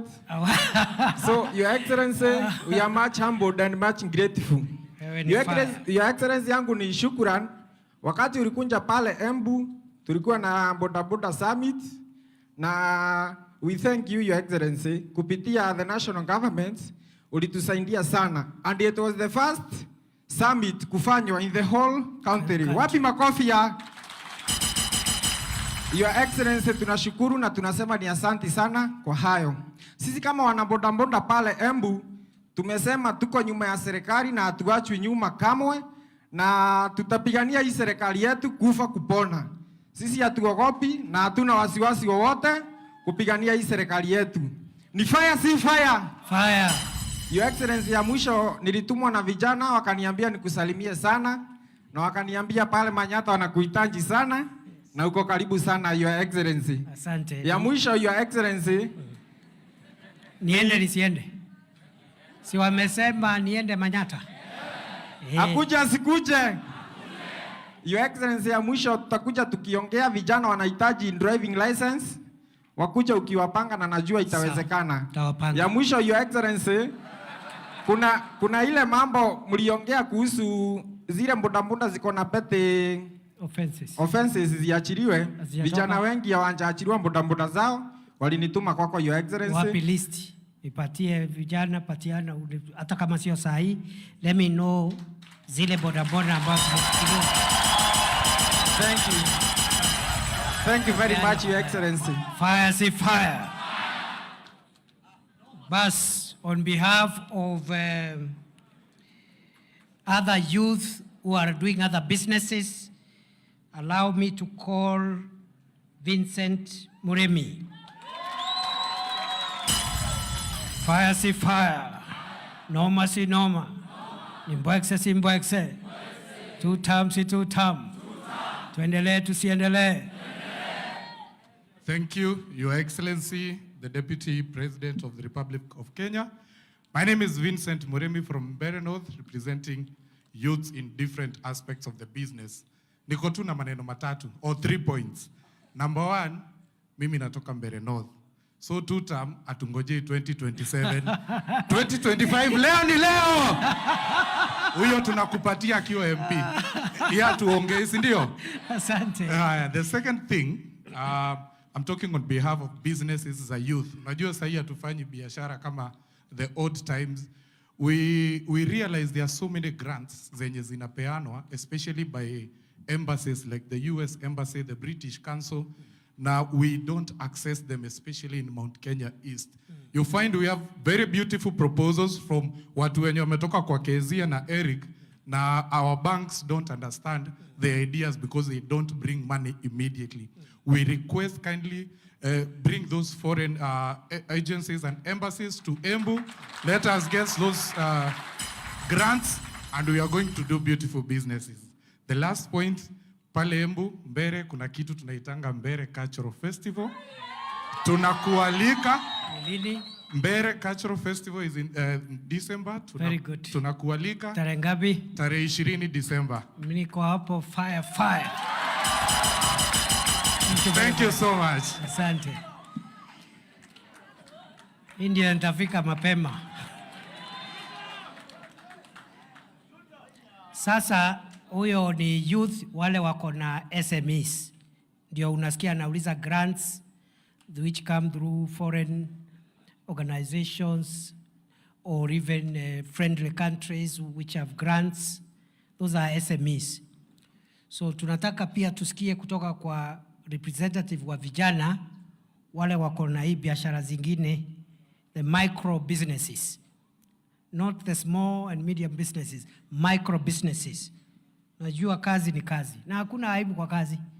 Nobody should make you feel ashamed of what you do. Bora hapo ndio unatoa riziki. Yes. So we have vendors wale wanauzanga rejareja, hawkers and vendors. Tuko na shoe shiners, tuko na mitumba people, saloons, kinyozi, jua kali, hiyo grupu yote. Hii biashara tu mtu anaenda na setup ka hustle yake hapo, inaitwa micro businesses or even nano businesses, ile kidogo kabisa. So on behalf of those young people, let us listen to Paul Njoroge, fire si fire, noma si noma, nimbwekse si mbwekse, two term si two term, tuendelee tusiendelee. Thank you very much. Asante. Sema kitu Paul Njoroge. Your Excellency, Deputy President of the Republic of Kenya, my fellow Wakorinos, my fellow citizens, hamjambo. Hamjambo. Hatujambo. Tam. Ile bogi tumetoka nawe buta wiko wapi? Comrades power. Kina kiani, mbona mnaniangusha hivyo? Bogi yako imekuangusha. Tam. Tauti nasemaje? Tam. KIB.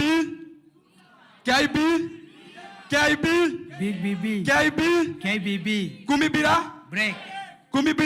Break. Yes. Naitwa Paul Njoroge. Nawakilisha wenye wanauza mitumba, wenye wanauza nguo mpya ama nguo mzee, na shoe shiners. Sema wale wanauza nguo. Wenye wanauza nguo. Yeah. In short. Ni textile. Na business zingine dogo. Textiles and apparel. So, ile nguo unauza garments. Mimi ningekuomba tu Your Excellency, venye tu umetuambia. Yes. Sisi zote tunahitaji kazi. Na kazi umesema ni kazi. Despite ikuwe ni kubwa ama ikuwe ni dogo. Hiyo dogo uko nayo, hiyo kubwa itakuja kupitia hiyo dogo. Kwa hivyo hata hizo dogo tuko nazo, tungekuomba tu ujaribu tu kuendelea kutuinua. Sababu kama mimi nawauziaga mayai. Yes. Na wagogeanga. Excellent.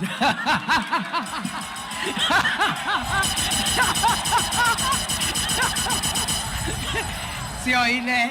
Na wawagea nini? Vijana hoi. Sio ile. Ni mambo ya mayai. Mimi na wawageaga nini? Mayai. Sawa. Si hiyo ingine mnafikiria. Karibu upate matatizo wewe.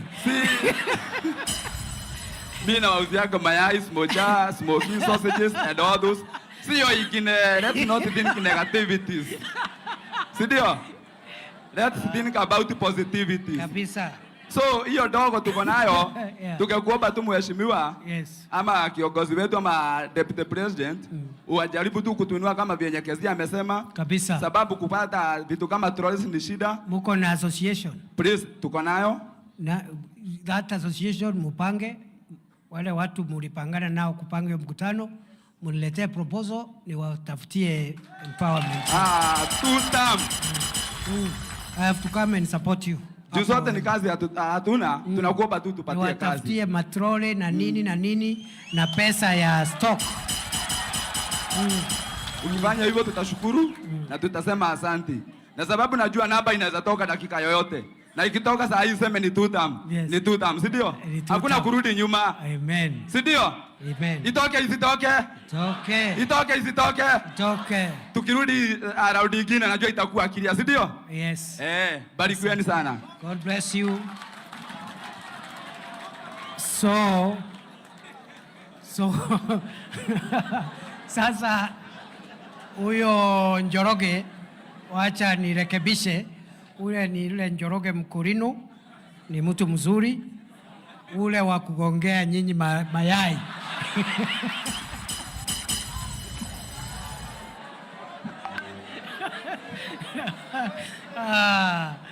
Na vile ameongea ni fire. Si ni fire? Si ni noma? So sasa mwisho bado nimebakisha wengine 2 watatu tufunge na ni dakika moja. So ule mwakilishi wa bodaboda aliongea, lakini pia kwa transport sector kuna wale wako na matatu tuktuk. Hiyo ni wadosi kiasi. Unajua huyu ako na matatu, huyu mwingine ni bodaboda, yule mwingine tuktuk, matatu. Unajua biashara ni levels. Na there is no problem. Huyu ako na boda, kesho atakuwa na tuktuk, the other day atakuwa na gari, kwa na matatu. So kwa niaba ya watu ya matatu na tuktuk, representative wao anaitwa Anthony Mwangi, atusalamie aseme kitu. Fire si fire. Noma si noma. 2 term si 2 term. Mbwekse si mbwekse.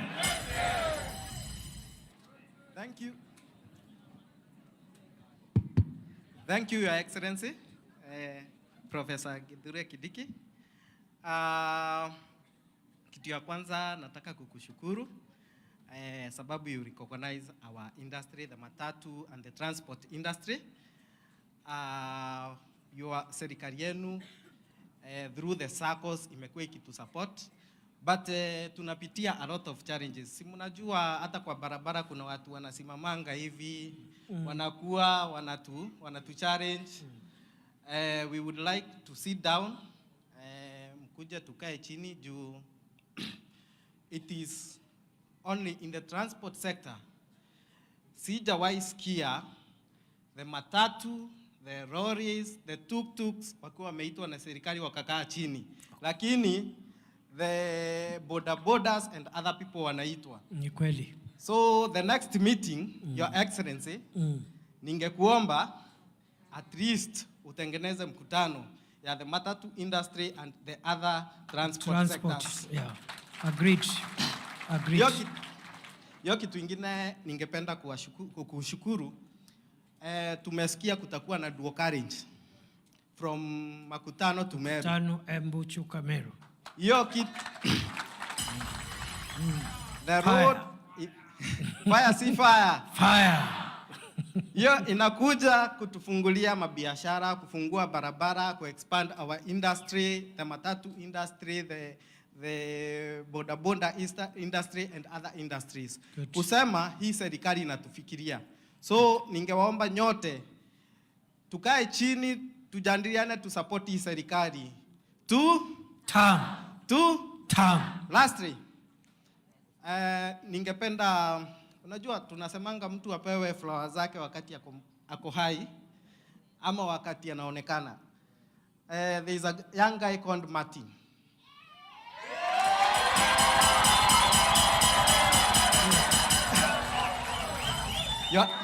Mato. Huyu Mato huyu. Your Excellency.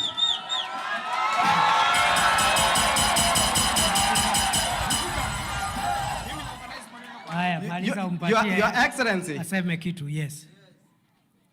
Huyu kijana ile gospel ya 2 term ametuconvert. Very good. Ametutoa wa Manyora akatuleta wapi? 2 term. Anaenda from market to market. So we want to recognize you, my brother. Thank you very much, and tumeshukuru sana, Your Excellency. Thank you very much. Asante. Thank you very much. Thank you very much. Wewe Mato, kumbe wewe ndiye balozi wa 2 term. Wewe ndiye balozi wa Mbwekse. Wewe ndiye mtu ya Mbwekse. Huyu Mato ni fire. Ni fire. Ni noma. Aendelee. Ni mchunge. Mchunge huyu Mato.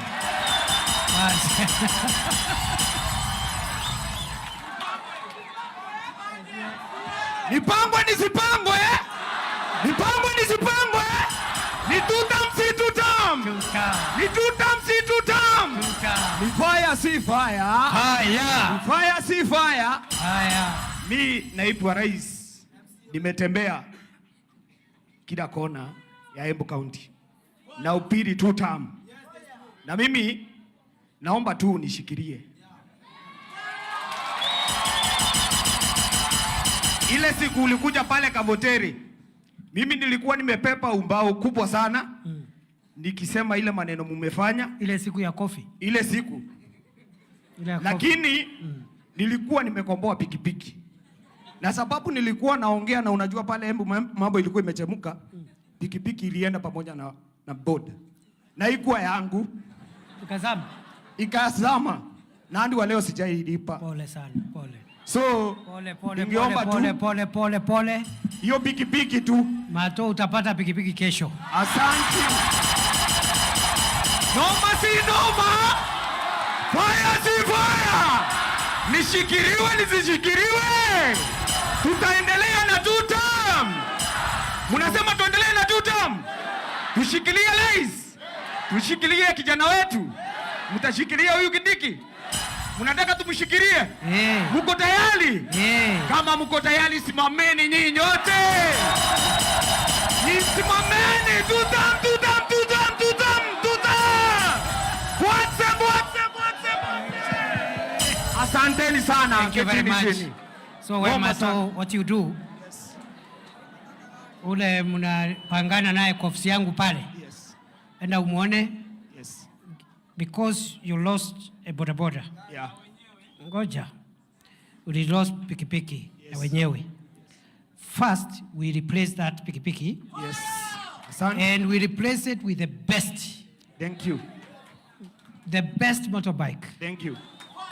Alafu baada ya hiyo, yes, ukuje bado nikupange tena. Asante! Moto si moto! Asante sana. Thank you very much. Asante. Yes. Mwisho kabisa, kuna mmoja wetu anataka kusema jambo, sijui anataka kusema nini. Anaitwa, kuna wapi Jacqueline Wanjiro. Alikuwa anataka kusema kitu. Ako na maneno huyu Jacqueline Wanjiro. Ni fire si fire. Sema kitu Jacqueline, alafu tufunge. Mimi naona mmeshika hii fire hii. Mmeshika. Very good. Our Excellency, the Deputy President, and the youth of Embu. Mambo yenu iko aje? Poa. Tunasema aje? I wanted to speak on behalf of the professionals, the teachers, the nurses, the doctors, the accountants working under the county government, and those working under the national government, and those who have had a chance to get a job through the leadership of the Kenya Kwanza Alliance. And we appreciate that.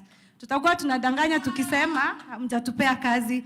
Personally, I have benefited from the leadership. I come from a place called Ishara. I'm shaking. God, no, okay. I have never addressed people relax. this large, and I appreciate this chance. Yeah. I come from a place called Ishara. You should pass by. There's a lot of good nyama choma. I know Ishara. Ukuje ukule nyama choma hapo Ishara. Kabisa. We want to say thank you for this chance for hosting us. Tumekula. Warembo wamepiga selfie huko, tutakuwa tuna trend huko TikTok leo. Very good. And we appreciate for hosting us. Yeah. And we appreciate that you're going to give us jobs. Umetu promise. Kabisa. We are going to stick around until we get those jobs. Kabisa. Thank you. God bless you. Excellent. So huyo ameongea kwa niaba ya professionals, wale young people wamepata kazi under this administration. And you know, that's how we should be. Kuna ile imefanyika, kuna ile bado haijafanyika. And eventually we'll have a good country, we'll have many young people accommodated in one way or the other. So mimi nataka niwashukuru sana. Naomba sasa kwa mara ya mwisho tusimame, alafu niseme kitu kingine hapo, kwa sababu mimi naona tunaendelea vizuri. Na mimi mumeniambia nitafute mdosi nimwambie mnataka kikao na yeye. Si ni kweli? Pale State House. Si ni kweli? Na pia mumeniambia different groups, I need to deal with your issues sector by sector. University students and college students, those in businesses, SMEs, micro businesses, wale ambao ni professionals, we have different needs. I need to have a sitting with you. Content creators, nimealikwa pale na Babu wa Dallas, na mimi nitafika hapo faster. Nitatafuta contact ya huyo Babu wa Dallas, ndiye anipangie ile maneno amesema ya pale Dallas. Otherwise, I wish you well. Na kama nilivyosema, tutakuwa na siku nyingi. Sasa nilikuwa nataka kuuliza, kwa sababu DJ anatengeneza wimbo, lakini hiyo wimbo tutaendelea nayo. Alafu MC ama kuna mtu atakuja hapa atu guide na ile program imebaki. Na nataka mjue ya kwamba you still have a bit of time, don't be in a hurry to leave. Lakini kuna ka program nataka tumalize mapema kabla kuja kuwa usiku, kwa sababu umefika na amwezi kuondoka hivyo tu. Ama namna gani? Si nyinyi ni marafiki zangu? Si nyinyi ni majirani wangu? Si nyinyi ni watu ya tutam? Si ni watu ya tutam? Ni tutam si tutam? Ni tutam si tutam? Huko nyuma ni tutam si tutam? Wacha nione tutam.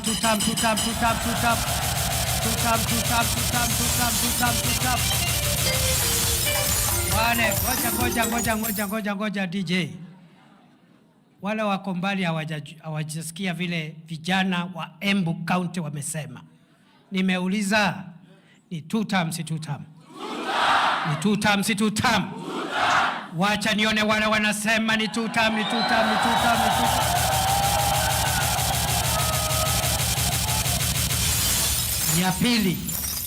Ya pili. Mumeniambia ni 10 bila breaks. In other words, ni mbwekse.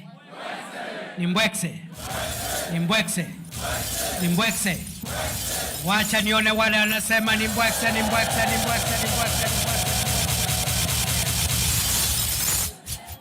So, kwa sababu nyinyi ni watu ya mbwekse, watu ya tutam, nyinyi ni vijana wa hapa nyumbani, vijana majirani wangu wa Embu, iko makosa gani tukiendelea na hiyo program nimesema? Iko makosa? So tuendelee na hiyo maneno? Tuendelee tusiendelee? Nyinyi mumeshika network? Si namna hii? Si namna hii? Tupangane tusipangane? Tuendelee tusiendelee? Si namna hii? Wangapi wanasema tuendelee? So DJ weka wimbo, alafu sasa kuna mtu atakuja hapa announce order ama utaratibu ule tutatumia. Na mimi nakubali na washukuru kwa sababu nimeambiwa mmefika in a very orderly manner. I'm very impressed. Hata hiyo program ingine, let there be order, kwa sababu hakuna problem, everybody hapa hakuna problem. Usiwe na mambo mingi, kwa sababu mko nyumbani, mkuwe orderly. Kwa sababu mambo ni tutam. Na ni mbwekse. Na ni fire. Fire si fire. Noma si noma. Endelee tusiendelee? Nipatieni mbwekse. DJ.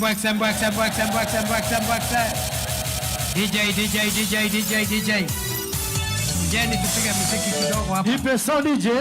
Endelea DJ. Sisi nipe sound tuende. Yes. Tuende. Yes. atigire matũthikana nĩguo tũhũke kĩriganĩro atĩ twarĩ mbeũ tĩri watũnungĩrĩra tũgĩkurunũka na matire metĩkia atĩ twĩ mbeũ mbeũ ya Ngai ndĩomaga Wacha iflow. Twende.